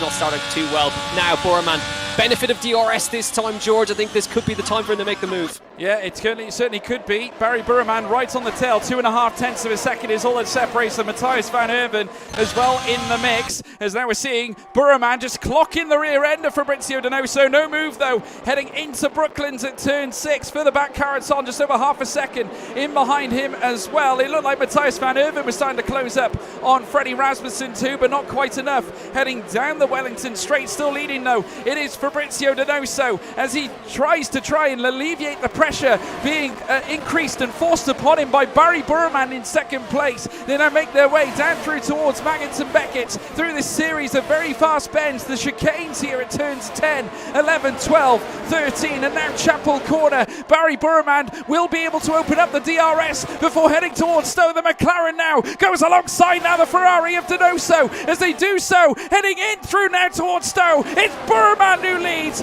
Barry Burman now tops the timetable, the classification here in the PSGL PC Invitational. Yeah, really inch perfect in the swap there. Donoso didn't make it too easy for him, but Burman now needs to try and get away and use these mediums as best as he can. Sets the fastest lap of the race in due course. And Marcel Kiefer now closing up to the back of Alvaro Carrots-on, but as you can see, Kiefer's trying to recharge the battery. He's used a lot of it in the early stages. He's down to about 40% in the battery. When you compare it to Donoso's on 90% charge, sitting up behind Burman, he gets a chance to recharge now in that seat there as they come round to come down the Wellington straight once again. Burman breaking away by half a second. Carrots-on a little ways further back, starting to get under a little bit of pressure from Kiefer, but again Kiefer is between a rock and a hard place. He can't use too much of his ERS or he'll be defenseless when he gets past eventually, and his tyres of course won't last too long in this early phase of the race. On the soft tyres of course, Barry on the mediums will be able to go a bit longer, and he is using them out to half a second the gap now. He's got to try and make it as big as he can before he switches off those tyres, but let's see what transpires in this early phases now. A little bit more settled, I think. We see maybe the only move that maybe could be on is Carter Lundy on the soft tyres up behind this big train. He's got to use his soft tyres, but again struggling with the RS charge at the moment. He certainly is. He's currently stuck in behind Josh Idowu, the Welshman, currently sat in 7th place. And of course you'd expect the soft tyres to certainly go past the hards with ease, but certainly Carter Lundy not able to impress any issues upon Josh Idowu right now. Idowu managing to marshal the gap right now. So you could say that's good going from Idowu, obviously utilising the toe off Matthias van Herven, who's currently sat in 6th place. Freddie Rasmussen in ahead of him at 5th. And the gaps still remain equilateral. The furthest car back is Timon Shooter at the very tail of the field, obviously 29, nearly 30 seconds back away from Tom Martinez in 18th place. And he's currently 4 seconds off from Louis Welch. We're now watching the cars make their way around the loop, and soon to be around the Aintree corner as well. Barry Burman now increasing the gap between him and Donoso. It's currently at 8 tenths of a second before they then ventured onto the Wellington straight. Carrots-on as well, losing a little bit of time as well further back behind Donoso. Marcel Kiefer, who has managed to get ahead and remain ahead of Freddie Rasmussen, still in 4th place, but remember, he has used up a lot of his battery. Carter Lundy yet again right on the tail though of Josh Idowu as they now come through the old paddock straight. He's got to go for it now, you feel. Carter Lundy inside line, in towards Copse. He gets it done, but Josh Idowu looking to tag him back now in the Mercedes. They come through towards Maggotts and Beckett. Idowu goes hunting. Not this time though. Carter Lundy shuts the door. You'd expect him to do so on those soft tyres, but he'll still have pressure. DRS will be available for Josh Idowu down this next straight. Yeah, it certainly will, and you can see Carter Lundy, the rear light flashing. He's got absolutely no ERS in the battery at the moment, but Josh did not fight it too hard. Brendan Lee, but going up the inside of Jack West into Stowe corners of Brendan, trying to make his way back up through the field now after a pretty poor getaway for him. So he's now back in the fight right now, and you can see as they cross the line, Barry Burman fastest lap of the race, and he's almost broken away from DRS for Donoso. He may just do it through these first few corners at the moment. You can see Carrots-on dropping back, Kiefer starting to drop back now. Those softs are starting to die, so expect the soft runs to start coming in very, very soon. Now, I don't think Burman's going to be quite out of DRS just yet. Donoso's just going to about have it here. It may depend on the activation here. Yes, Donoso does still just about have DRS, but that will leave him vulnerable in the next DRS section. He's not quite within it. Carrots-on is, and he's dropped Kiefer at the same time as well, so this is good stuff for Carrots-on. He's staying with Donoso, and that's really who his fight is with, because they're the lead runners on the hard compound tyre. Yeah, he got swallowed up somewhat at the start. Of course, it would be Barrett Burman who capitalised, got a very, very good launch. and managed to get certainly the top 2 positions very, very smoothly. Donoso also with a mega start too, managed to move his way up into the first place position right at the get-go. Unfortunately wasn't able to keep it. Burman just a little bit quicker heading down the Wellington Straight, but nonetheless what a start from Donoso, and still a reasonable start from Caraton. He's still up in the fight within a second at least, and in fact he's coming into within 0.8 of a second now as they make their way down the Hanger Straight. Plenty of action going on further back. The time deltas are still very minimal. Anything can happen at this point of the race. We've still got 20 laps to go, Jack Canan, so it's certainly Sophie's choice as to who's going to win this race right now. Plenty of opportunities for drama at this point at Silverstone. We'll have to wait and see who comes out on top. Yeah, you can see Kiefer's really struggling now as he came round the final corner. Rasmussen, I think there could be a swap between the Raging Bulls now at the front of that train. I suppose you got Van Erven who's sticking with them, who's actually managed to drop Carter Lundy from DRS as well. So I think there will be a swap between the Red Bulls. Those, you can see the blistering on the softs already on that car of Marcel Kiefer. And here comes Rasmussen now. Kiefer moves aside, makes it very easy for his teammate. The swap that they made earlier is resolved. As you can see in the background, Idawu now going back down the inside of Carter Lundy and gets the job done. So the softs have fallen off very fast within about 6 laps. And now they'll probably be coming into pit lane very soon, but they're really struggling for grip right now. Gap out front out to 1.6 seconds, and Caraton is edging ever closer to the back of that Ferrari of Fabrizio Donoso. Yeah, absolutely right. Marcel Kiefer and Freddie Rasmussen, 4th and 5th. Matthias Van Erven in 6th place. Again, the strategy being utilised by Red Bull. Of course, they're very, very close together on the classification, P4 and 5. They can utilise these switcheroos at this point. And heading down this next stretch, they will once again be tied together. But I tell you what, how about Matthias Van Erven? Looking to maybe take or make a move heading through the outside line. Matthias Van Erven, impressive last season in the F1 Esports Pro Championship for Haas. Already trying to tag back now, this time on Marcel Kiefer, argy-bargy. And he's been forced into the pit lane. Now, what does that mean? Hard tyres already. He's got no choice but to box, Jack Canan. Oh man, I think I saw that one coming. Matthias Van Erven misjudged the situation and Kiefer forces him into pit lane. Now I wonder, that's an interesting scenario, and Matthias has left the session immediately. Very, very displeased with that. But again, it's just one of those things. Should Marcel have backed out? Should Matthias have backed out? It's all about communication. And we miscommunication in the end, and Matthias Van Erven ends up getting forced down the pit lane. One of those things that happens in Silverstone, but I think maybe one that maybe could have been read a bit better by the drivers there. But let's hope that doesn't happen in the actual season. But anyways, Caraton back in front, 0.4 of a second is the gap at the moment. 1.8 seconds to Borman. So Caraton looks like the man who has the pace advantage. Rasmussen 0.7 of a second back right there, and Idawu 2.5 seconds back from that train right there. But Caraton, I think he wants to make this move sooner rather than later. 0.4 of a second he's got it down to. 65% charge in the battery he's got, using DRS down towards Stowe. Doesn't quite use any of the battery, but he's just teeing up that move on Fabrizio Donoso, but happy to sit behind for now as they come through. As now Brendan Lee, again another move made up the inside of Beresne as Preschneider makes the move on Jack West as well. So Brendan Lee on a really good run here now. He's come from outside the top 10 in the early phases back inside nearly to the top 5 and is on a big push now. Yeah, he certainly is. Remember, he qualified really strong too, and starting on the hard tyres, still showing the pace, getting past Danny Beresne, of course, former teammates. They were together and when they were at Mercedes, and incidentally, they've got a Mercedes ahead of them now, that being Josh Idawu, currently sat in 5th place. The gap between him and Brendan Lee currently sits at just over 0.5, now nearly 0.6 of a second, as then they make their way through the next left. The Scuderia now looking to improve yet again. Of course, Donoso is currently sat in 2nd for them right now, but 2.2 seconds off the pace against Barry Burman's McLaren, who certainly seems to be marshalling that gap exceptionally well. Alvaro Caraton, though, still in the fight. As you alluded to before, he might choose to overtake Donoso just before they decide to box, because, of course, they are on the hard tyres. It would be useful for Caraton to get the jump on Donoso out of the pit phase. And it could mean everything, as now we see Oidawu running very wide there at Cops. Now that could open the door here for Brendan Lee as they now make their way through towards the Maggots and Beckett's corners. Very soon Chapel will be next on their radar. They'll then have the long hanger straight to take. Now this will tee up the move potentially here for Brendan Lee, because he'll have DRS and Oidawu will not have DRS at all, as now they're making their way down through towards Stowe. It's still Josh Oidawu remaining in fifth, just not quite able to gain any straight line speed at that point, Brendan Lee, but he is getting closer by the moment. Yeah, and the man I think who's sort of in good shape right now is Danny Berezne, because he's basically got full battery and is just sitting behind, nice and pretty, just watching what's happening in front. So it's nice to see him just sitting in there, just keeping his wits about him. 90% charge of the battery compared to Brendan's 50, and Josh's 20% in the battery at the moment for him. So he's the man who's sort of just punching the hole in the air for everybody else behind him. But Danny Berezne very much in management mode at the moment in the Alfa Romeo. Philip Freshnauer behind him on mediums, not quite able to make them work too well at the moment, but is still making progress.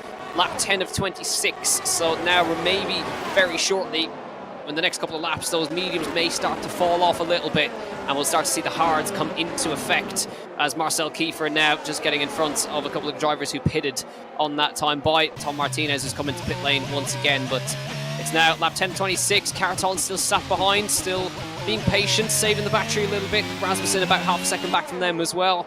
And gap is remaining steady at about 2 seconds at the moment. So the time gains from Barry Burman are not significant anymore, but he's still got a decent gap. Yeah, he certainly does. Freddie Rasmussen also trying to move up on Alvaro Carreton. Currently sat at this moment in time just under 0.6 of a second.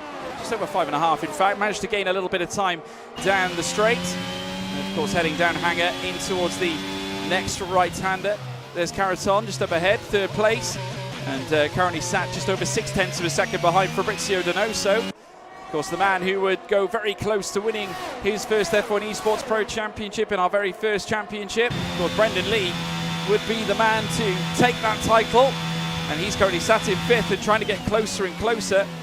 He's currently sat 2.6 in behind that of Freddie Rasmussen, getting so close between the pair. Quite a few penalties being issued further down as well. Jack West currently sat with 8 seconds, as well as Sam McBride with 3 seconds himself. Louis Welsh with 6. Marcel Kiefer has 3 seconds, as well as Simon Schuster with 6, with Tom Martinez with 5 seconds as well. Obviously a lot, and he's just won another 3 seconds to add to his locker as well. He's now out to 8 seconds of time penalties, as we're now watching all the cars make their way through. The pit stops applied will be certainly coming alive very soon. Lap 11 of 26. We've got another 15 laps to go, and the super fast Iranian Barry Buraman on top by near 1.9 seconds clear of Donoso, who's managed to rein in the gap ever so slightly. It was 2.1. He's brought it in by 0.2. Yeah, I'm just looking on board with Barry now. The blistering starting to show on the medium, so they're starting to go off now at the head of the field. Brendan Lee making the move on Josh Oidawu on the previous lap to get up to P5, and is now starting to work away at that gap up front, but to Rasmussen and co. Maybe he might be the one to go for the earlier stop to try and gain some time. Let's see what he does. There's still a bit of time before we see those guys into the pit lane, but Barry Burman getting closer to his pit stop phase. 1.9 seconds the gap back to Donoso, as Preschnader, he was on the mediums, he's peeled into pit lane for his scheduled pit stop by the looks of it, so not able to bring those medium tyres much longer. So let's see now what he's able to do on a fresh set of tyres. Wasn't quite able to make decent enough progress on them, so didn't quite work out for him, but he will now have the benefit of some fresh tyres to work with. But now Barry Burman 1.8 seconds clear of Donoso, who's starting to sort of gap at Carreton a little bit now as well, and maybe Carreton just starting to drop into the clutches of Freddie Rasmussen a little bit.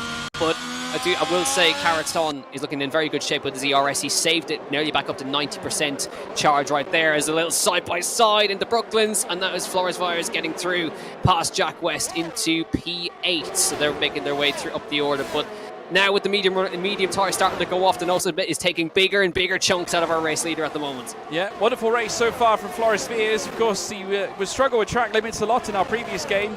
Hasn't actually sustained a single one so far. 8th place, 2.2 seconds away from Danny Berezne. I'll tell you what, this is a superb performance here from the young Dutchman right now, as he now makes his way through the Maggots and Beckett section out of Chapel Corner. Of course, Flores Vires not in the top tier of PSGL PCF1, but certainly showing the pace that certainly proves to be there. Of course, competing with the top end right now as he makes his way through Stowe Corner. You can see Josh Idawu getting closer and closer to Brendan Lee as well. Currently sat in 6th. Brendan Lee, of course, on the hard compound of tyre. Further up as well, Fabrizio Donoso still maintaining a solid gap in between him and Alvaro Caraton, as Louis Welsh gets a 3-second time penalty to add to his locker as well. But still, plenty of laps still to go. 13 laps gone out of 26. We're at the halfway point in the race, folks. Hope you're all enjoying yourself. Big thank you to everyone tuning in. Over 2,000 people watching this PC Invitational. Massive thank you, every single one of you. It is very much appreciated. Please show your support to PSGL by liking the stream and also leaving a subscribe. Check us out on Twitter as well as Instagram. It's at PremierSimGL. Not forgetting that GT Omega now sponsored PSGL this season. Wonderful to have them on board with us for this wonderful bit of racing we're going to be having at Premier Sim Gaming Leagues. It's going to be a special ride. It certainly is. We get underway officially next week, but this is the early indications of who's on the pace early on. And of course now, everyone's on preset setups this week. That won't be the case next week, so we'll maybe get an indication of who is fastest on a open setup. Little bit of a field right there. Brendan Lee making some inroads on the gap up front now, down to 2.2 seconds he's brought it down to now. But of course he's punching a hole in the air and using a lot of ERS at the same time in doing so, but he is making a little bit of inroads. He's not losing time as Barry Boorman peels in from the race lead on those medium tyres. Now it's up to Donoso to try and make the gap, and let's see what happens. And Brendan Lee coming in like I thought he would, George, going for the early undercut, so maybe a good choice for him here. Yeah, certainly will be. So the McLaren of Barry Boorman, who was leading this race, has now come in for a pit stop. Brendan Lee also coming in as we now see the mechanics putting on the new tyres. Medium tyres now for Brendan Lee as he ventures out into the pit escape and then down through towards the line, and he will switch off the certainly the pit limiter and head straight back out onto the circuit. His teammate Donoso is currently leading the charge right now. Of course, he was chasing Barry Boorman before Barry Boorman would pit, and he's got Caraton right on his tail. So now this is a big segment now for Fabrizio Donoso, Jack. He needs to make sure that he can marshal the gap. He really needs to send it now on his pit entry. Yeah, this is a crucial phase now. Barry Boorman, he's on hard tyres. He's got to get them up to temperature. Brendan Lee on medium tyres, so he's got to make them work. And the key thing is Donoso, Boorman and Brendan Lee all have clean air, so they need to make them work now. But the man who's sort of now starting to push is Danny Berezne, who's right on the back of Josh Idawu, starting to use up a bit more of that ERS charge, can maybe sense his opportunity now down towards Stowe Corner. He is going to go for the overtake. No defence put up by Josh Idawu here. Danny Berezne going to move in front of the Welshman as they come into the corner. Easily done, and the Hungarian moves up to P4 and is now coming immediately into pit lane in front of Josh Idawu as well. So making use of that as Rasmussen and Donoso immediately pit, but again Berezne speeds on pit lane and undoes all of that work he did earlier. But now everyone responding to the undercut from Brendan Lee, so this is a key phase now. Caraton has carried on, but now crucial phase of pit stops coming in now. Yeah, they are. They're all coming in. Danny Berezne, one of them as well.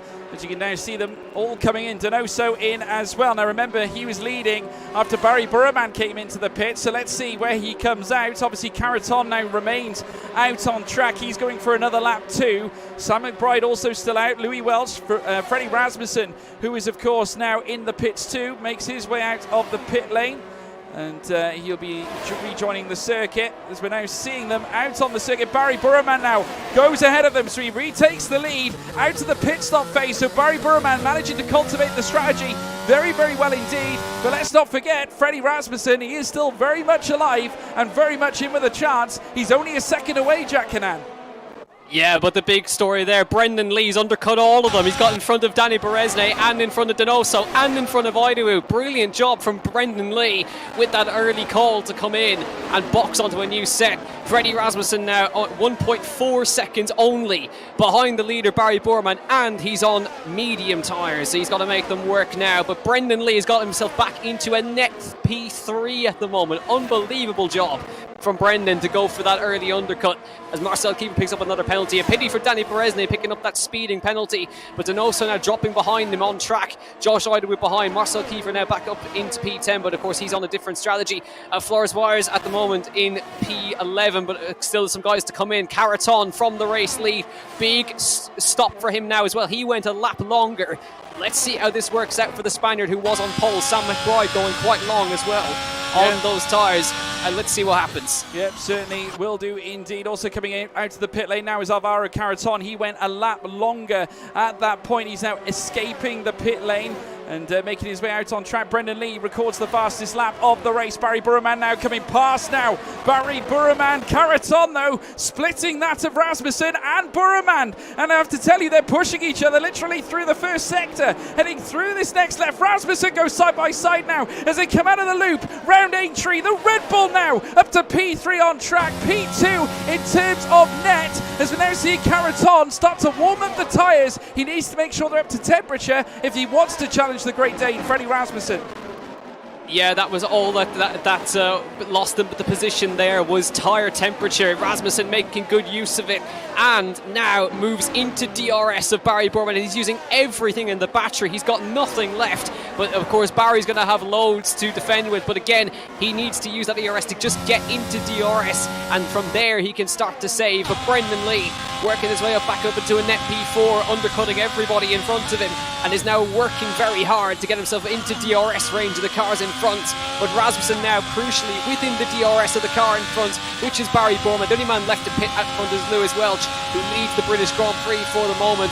Barry Burman on hard tyres, Rasmussen on mediums, Alvaro Caraton on fresher mediums again. So a little bit of a mix-up in strategies here. Let's see which one pays off. We know how long that these tyres can go, so the mediums may be on their last legs by the time we get to the end of the race. And Rasmussen, the fastest lap of the race, is to come across the line, but that is stolen quickly by Brendan Lee, who is on the charge. He wants a podium at the very least here today. Well, he's certainly in prospects of getting one. I mean, looking at the top end now, Barry Burman, remember all that gap that he had earlier on? He hasn't got it anymore. Only 6 tenths now, 5 tenths separating him and Freddie Rasmussen. And I tell you what, Freddie Rasmussen, at this moment in time, you would not expect him to lose any pace or traction at this point as they now make their way in towards the next left. It certainly will be Burman in effectively net P1, but Freddie Rasmussen, currently sat in third, is not going to let him go. 4 tenths now is all that separates the pair as they now head through the next straight. They've got the old Paddock straight coming now. Cops Corner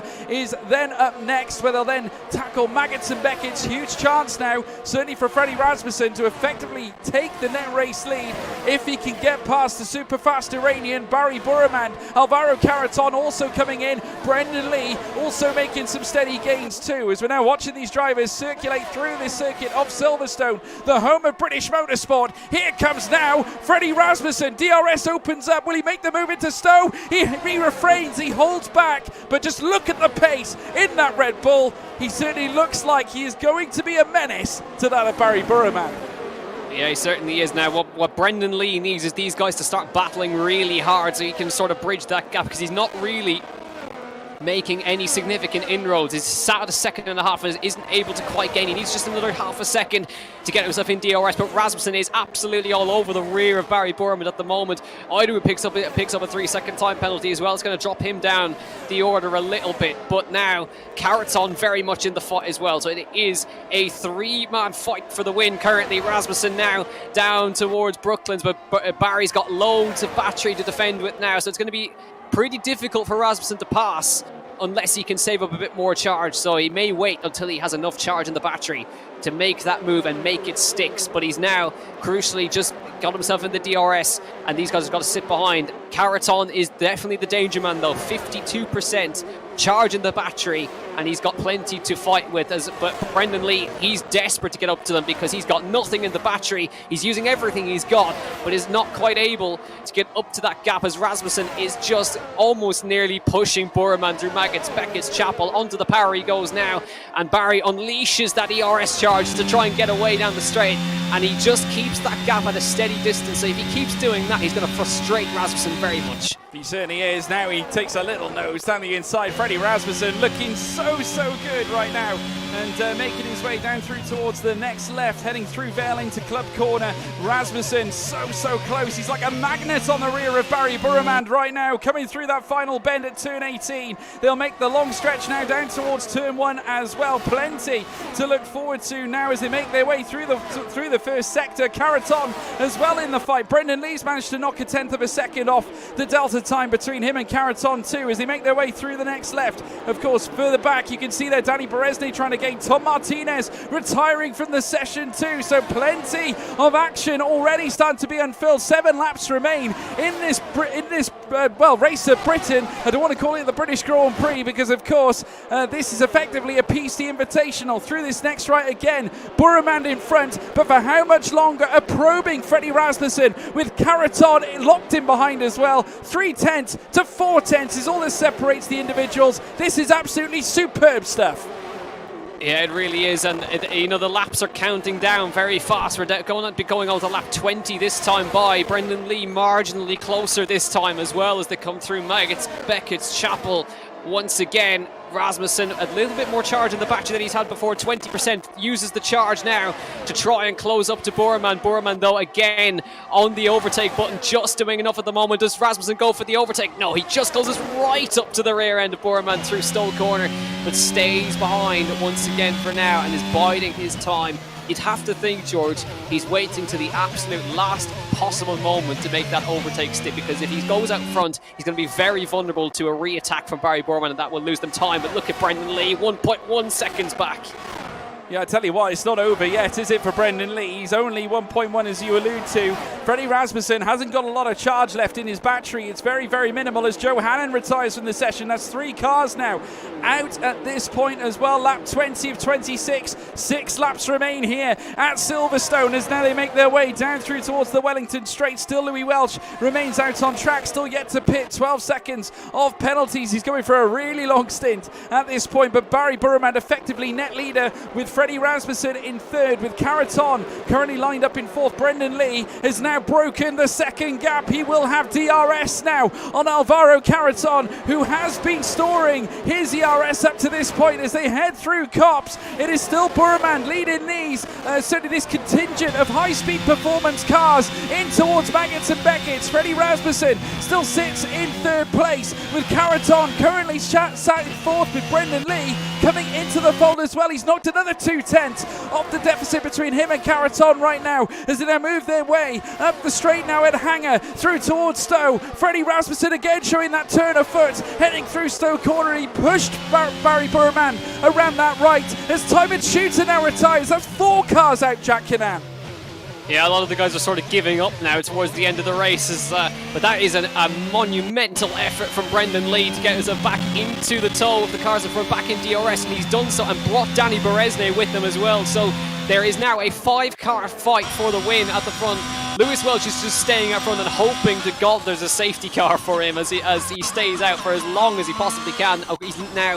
Lewis is not going to get in the way of these guys. We know that he won't interfere in that way. Beresny with a terrible exit there, but he just about stays in DRS as they come down the straight. But Rasmussen is sitting comfy. He's saving his ERS charge, and he's bringing Caraton, bringing Brendan Lee, and bringing Danny Beresny along for the ride, with Barry Burremand still at the front. Remember, he's on hard tyres, and the mediums should still be fine to the end, but I think Barry just wanted to make sure he's safe and trying something different out front here. But this is anyone in the top five's race at the moment.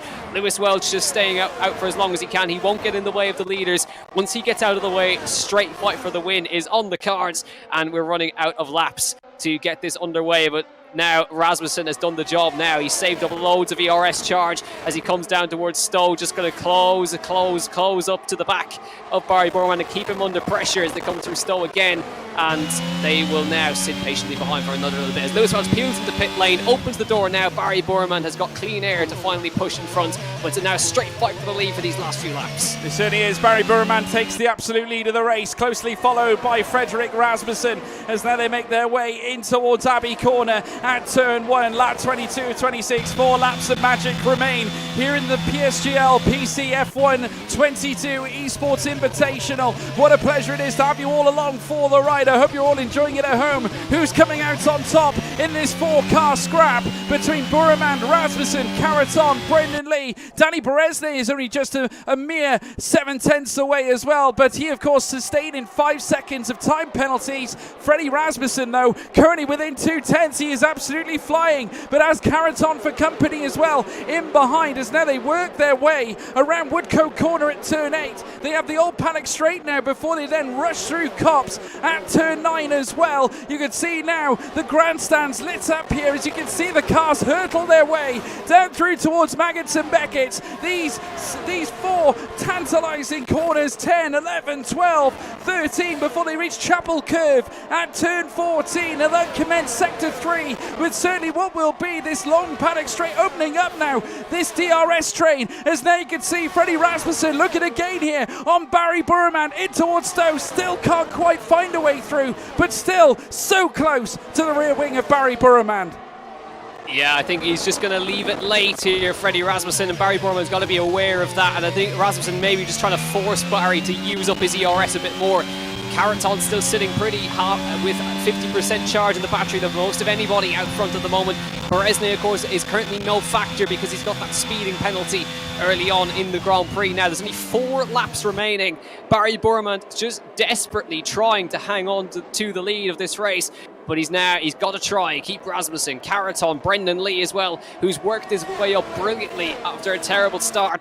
And he's now got himself back up to 4th place, fighting for the win at the head of the field. Encouraging signs, but you have to wonder as well, this is going to be so exciting. You've got these top guys at the front, but add into our full-time PC grid, add in the addition into the middle of this train of Jarno Watmir and Danny Moreno and co. This is going to be a hell of a season if it carries on like this. Silverstone always delivers, but I'm really looking forward to seeing the actual PC season get underway next week, because it is never ever a dull moment in these races. Rasmussen closing all the way through Baggett's Beckett's Chapel again, just trying to force Barry to use a bit of ERS there, and he brings him down towards his level now as they come down towards Stowe. But again, no moves going to be made this early on in the phase. Down to 3 laps to go, and this is going to be an absolute grandstand finish at the end, I guarantee. Yeah, a circus here live on PSGL with certainly Barry Burman, Freddie Rasmussen showing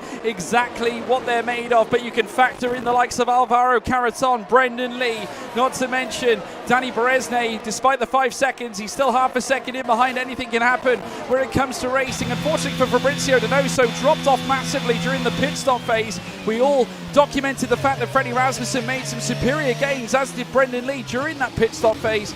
Unfortunately, Fabrizio Donoso, the unfortunate receiver of that drop down the field. As now we're seeing Barry Burman now down the Wellington straight again, being joined by Freddie Rasmussen, who's within that 4/10 mark, very nearly 3/10. In fact, breaks into 3/10 and 2/10 for that matter, coming through this next right with Caraton closely following in behind on lap 24 of 26. Only 2 laps left in this extraordinary race. They head around now the next right-hander at Woodcote, down through towards Copse at turn 9, this high-speed corner, second fastest corner on the circuit before they then reach the fastest corner, that being the Maggots corner at turn 10, in towards the next left and right, turn 11, 12, and very shortly 13 as well. Beckett into Chapel at turn 14 again. Here comes there Freddie Rasmussen, being closely followed by Caraton as well, who's urging closer and closer. You've got to feel that Caraton has got to make the jump. He does have a look, you know, and with 2 laps to go, I'd be very worried about Caraton right now.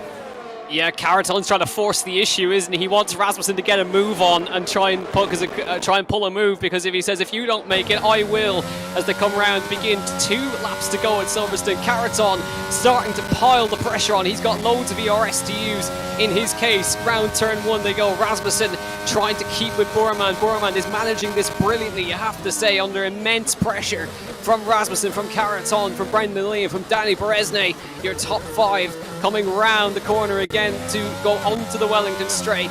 It's going to be another case, I think, of sit behind this time for the guys behind. Caraton, though, is starting to just mount a little bit more pressure As they come into Brooklands again for the 25th time of asking around Luffield. Still no way through for Rasmussen, for Caraton, or for anyone behind him just yet. But you have to feel them where the moves we made is on the hanger straight on the one down towards Stowe, because the move coming up right now in a couple of moments' time could be the race-winning move as Rasmussen really closes up to the back of Borman coming out towards Magnus Beckett's Chapel now. Yeah, they certainly are now through this very high-speed section of the circuit here at Silverstone, playing home to the British Grand Prix for the 72nd time this year. Of course, you can remember back in, well, not all of you will remember, 1950 was when we first went Grand Prix racing at Silverstone. And of course, we're now all the way in 2022, still here at this wonderful circuit. Is now once again, oh, here we go. But Rasmussen looking to get closer and closer. And we're coming onto the final lap very, very shortly. And I tell you what, they're going to leave it all on the table here. No points on the table for this particular race. This is an F1 Esports Invitational, but they're getting closer and closer, bunching together. Huge opportunities on the table. Final lap, Jack Canan. Here we go. Here we go indeed. Has Rasmussen saved enough? I don't think he has. His ERS is down to basically nothing, and Barry's got that little bit more to use just to keep himself in front. Barry, if he holds it together, he should be safe to hang on to this race win at the moment. Gets away nicely out of the first couple of corners there. Starts to use up a bit of that ERS. Gap out to 0.4 of a second now. Rasmussen biding his time though, right behind. Into Brooklands he goes. Gets right up underneath the rear wing of the McLaren. This could go anywhere as they come round Luffield again for the final time. Back on the power for the final time as they run down towards Copse Corner. Rasmussen needs to get close here. He needs to be brave, and he is certainly closing, not using any ERS through Copse Corner. He goes, keeps it nice and steady, uses the ERS again to keep himself in the tow, but Barry he's got 20% to use to Rasmussen's 6%. Barry just going to unleash all the battery down the straight here, and he should be safe. Onto the power he goes, starts to use the ERS immediately. Rasmussen has got no answer to it, and Barry pulls away down the straight. There's nothing you can do. Caraton starting to get on the back of Rasmussen for the final time into the final sector. He runs wide, and he nearly opens the door for Caraton to come through in the final corners. Brilliantly managed. Caraton looks to the inside. There's no way through for him. Brilliantly managed. A superb performance though. First blood in the Esports Invitational. Barry Borman wins at Silverstone. Brilliantly managed. Rasmussen finishes in second. Caraton stands on the podium in third. Brendan Lee, what a drive. Back to fourth place. Danny Beresne hangs on to fifth. Donoso, Idawu, Byers, Preschnader and Kiefer, your top 10.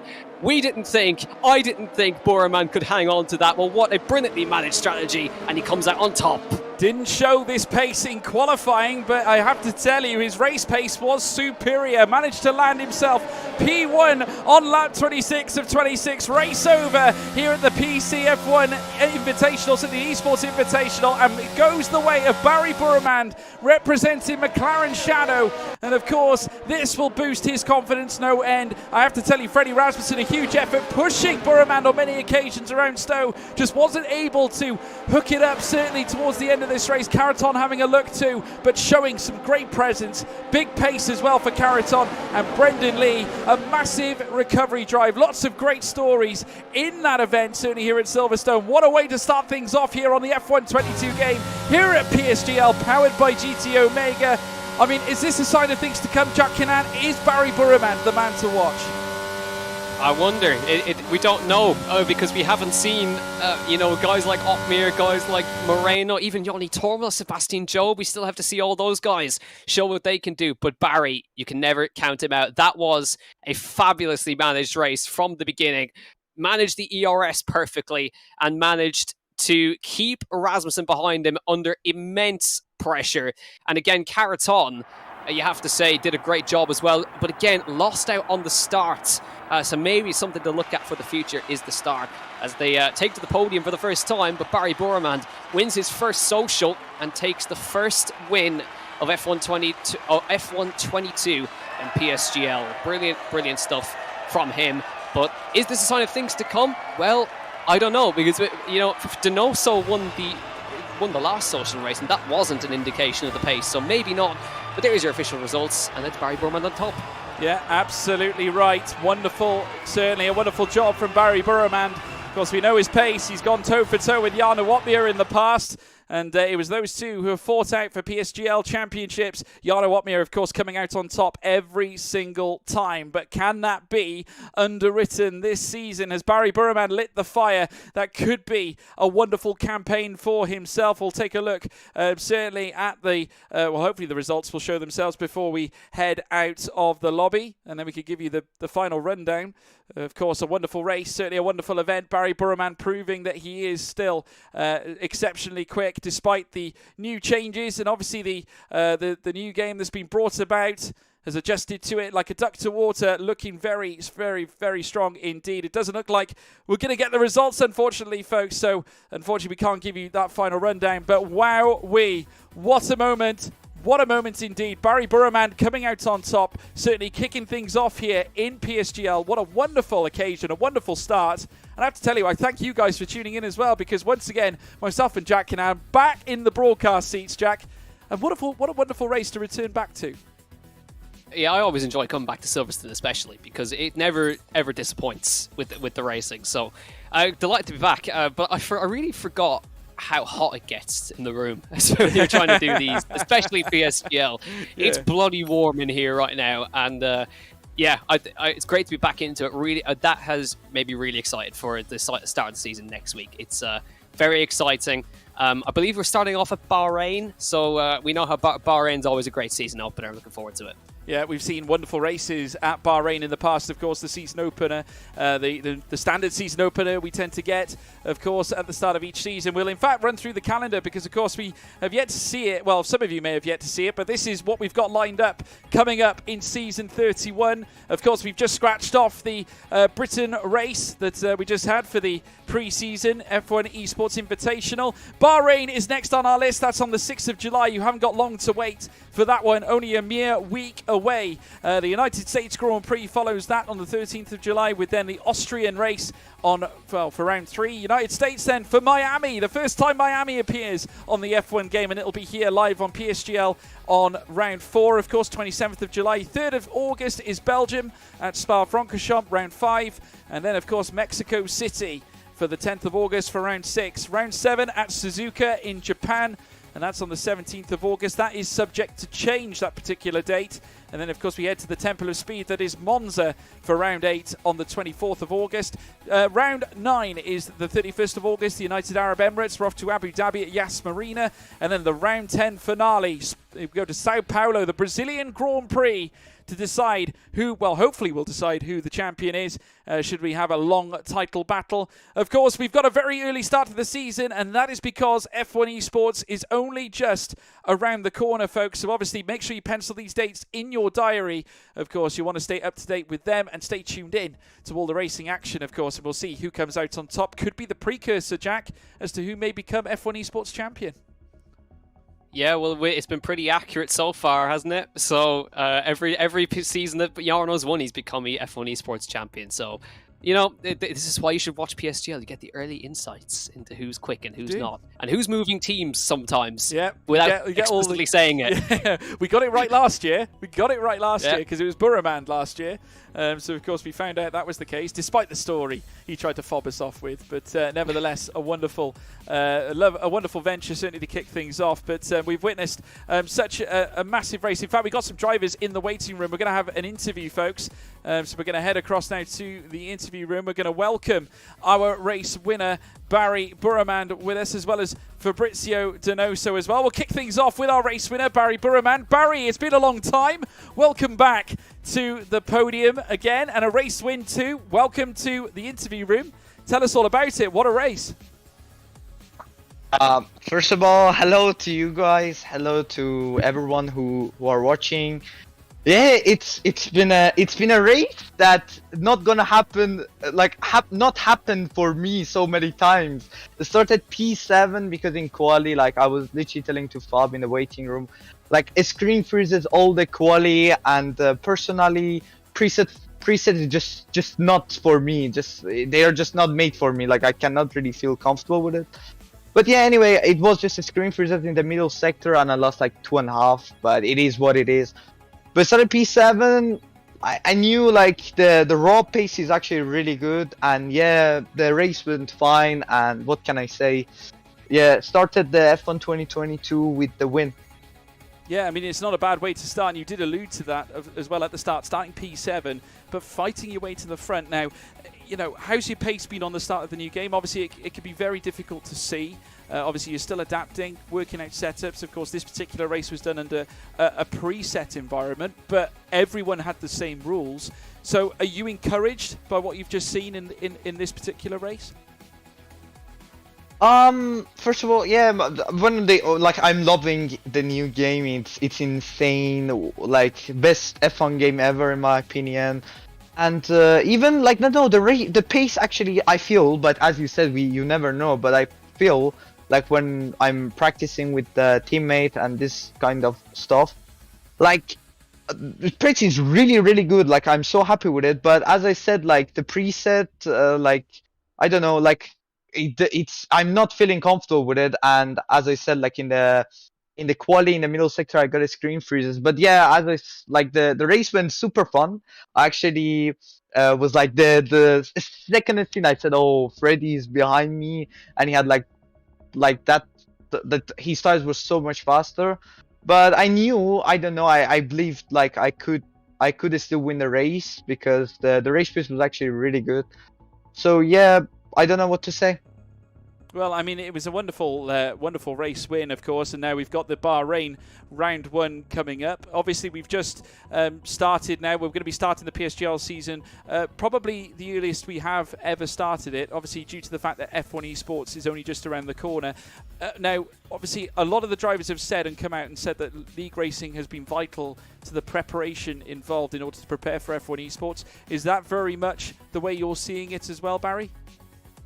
Yeah, I mean, like, of course, like I'm racing in the social race in the PSGL whole season, so to race there with actually quite a good drivers, which they are gonna race in the who are they gonna race in the F1 Esport as well.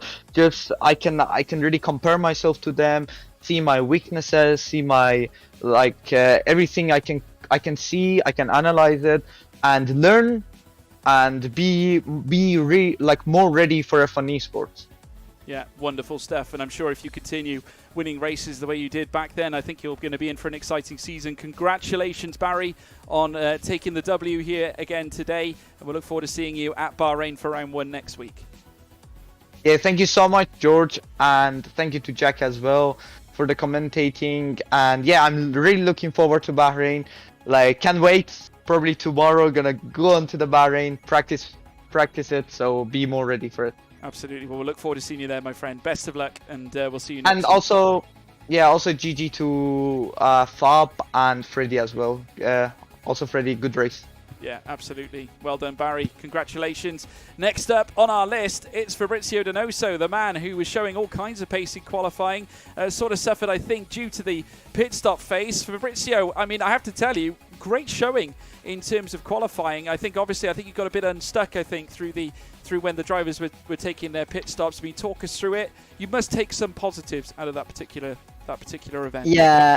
Yeah, first of all, hi everyone. I obviously take the positives. It's only an invitational race without setup, so everyone really equal. Only the driving matters on that race. I was pretty happy with the pace showed in quali.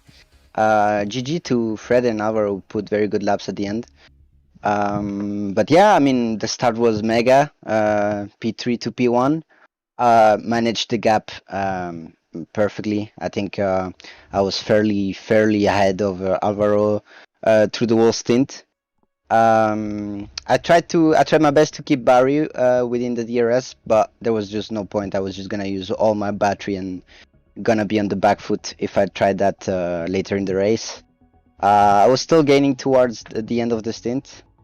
But yeah, I mean, I think the strategy was the right call to go for the pits at that lap.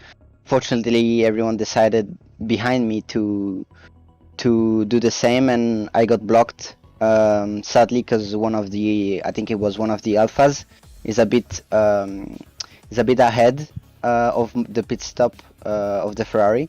So I had to wait for the alpha to go, and by that time, everyone behind could go before me. So I lost like 3 places and the DRS train, and from there it was just no man's land. It was a bit frustrating because I didn't put a foot wrong that race. But yeah, I mean, happy about how the game is feeling. Happy about coming back to league racing with a lot of the F1 Esports roster that we're gonna see later in the year. But yeah, happy that I think only Barry and Brendan, I think, were the main ones in terms of race pace.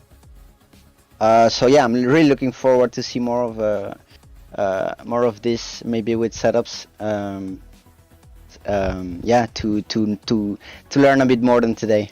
Yeah, absolutely. I mean, how does it feel now to be part of the Ferrari setup? Of course, you've got Brendan Lee, and I find this so funny, by the way, the fact that both of you were fighting for the title back in 2017. I mean, all you have to do now is add Sven Zerner into the team, and you've got 2017 right there and then. But how has it been being part of the Ferrari fold, and are you comfortable now being part of the Scuderia? Yeah, I think it shows. We've been having a great preparation, great fun behind the wheel because it's a new game, and I think we all enjoy it. So yeah, it's a fresh start for me, feeling at home at Ferrari, and yeah, I mean, I think today showed the calmness, the competitiveness as well. So looking forward to show more of that. Yeah, absolutely. And then looking ahead as well to F1 Esports, I'm going to ask you the same question as Barry. Do you see PSGL as the perfect way to sort of get yourself ready, prepared, try different strategies perhaps, maybe utilize some of the setups? Do you see that as the main focal point behind PSGL this season? Yes and no.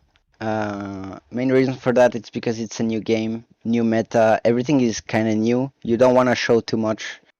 I think nobody's going to show their full hands going into the first round of PSGL and the first few rounds actually.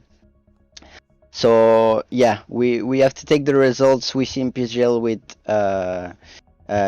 carefulness, I should say, because I don't think it's gonna 100% reflect what we're gonna see in esports, but I might be wrong.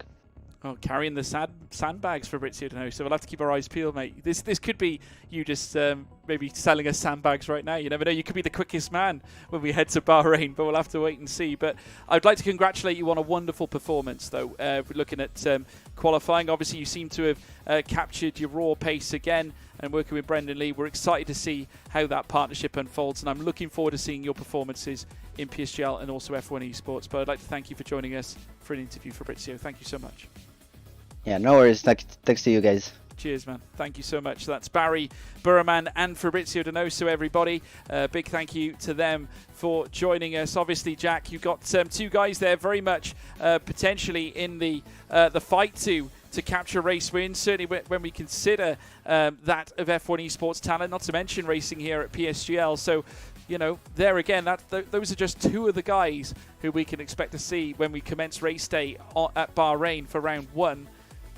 It's going to be very exciting, isn't it? You could just hear their comments. They're ready to go.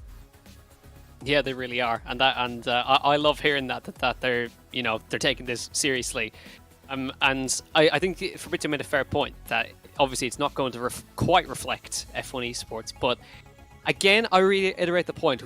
PSGL champion has always been F1 Esports champion on PC at the very least. 100%. So there's a 50-50. There's not going to be full pace being shown, but it will be taken seriously, and there will be serious. There will be dramas. I've already seen it on Twitter between Matthias and Marcel. It's already happened. It's a little bit it's lighthearted though. It's lighthearted. Yeah, that's good. But yeah, it's one of those things. We haven't even started the season and we already have it. So this is, part of PSGL is having those dramas, and it wouldn't be as enjoyable without nothing those wrong with a little bits. bit of needle, Jack Canan. Nothing wrong with exactly. a little bit of needle. That's all I will say. No, it's great to see it. Great characters certainly we have here as drivers and talent, certainly here at PSGL, and certainly all the teams will be watching, not to mention you guys at home watching at home too. But I have to tell you folks, what a way to start off this wonderful journey on the F1 22 game here at Premier Sim Gaming Leagues.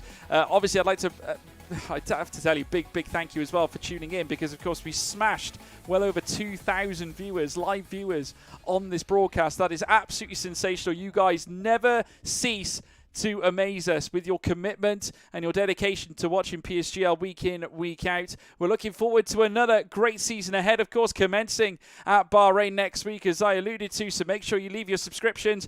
Also, as you subscribe, also leave a like. Check out PSGL as well on Twitter. We are, of course, powered by GT Omega now at Premier Sim GL, and that is on Instagram and Twitter as well. Make sure you stay up to date with the socials to make sure you capture every little bit of news. You can also check me and, of course, Jack Canan as well. We are, of course, on Twitter. You can find me at George Morgan TV on both Twitter, Instagram, Facebook as well. Anywhere, really. Jack Canan, very much the same. Jack, give him your tag, my friend. It's at JackCComs, so make sure to spell that correctly. There's 2 C's in it. There's 2 C's. There you go. Don't forget the 2 C's, there folks. You go. Otherwise, you'll miss it. You will miss it, and you'll have yourselves You to will. blame. You'll only have yourselves to blame. But what a wonderful broadcast. What a wonderful way to kick things off. I'll see you next week, or we'll see you next week on Wednesday. Don't miss it. We're heading to the sandy circuit of Bahrain. Take care, folks. Goodbye.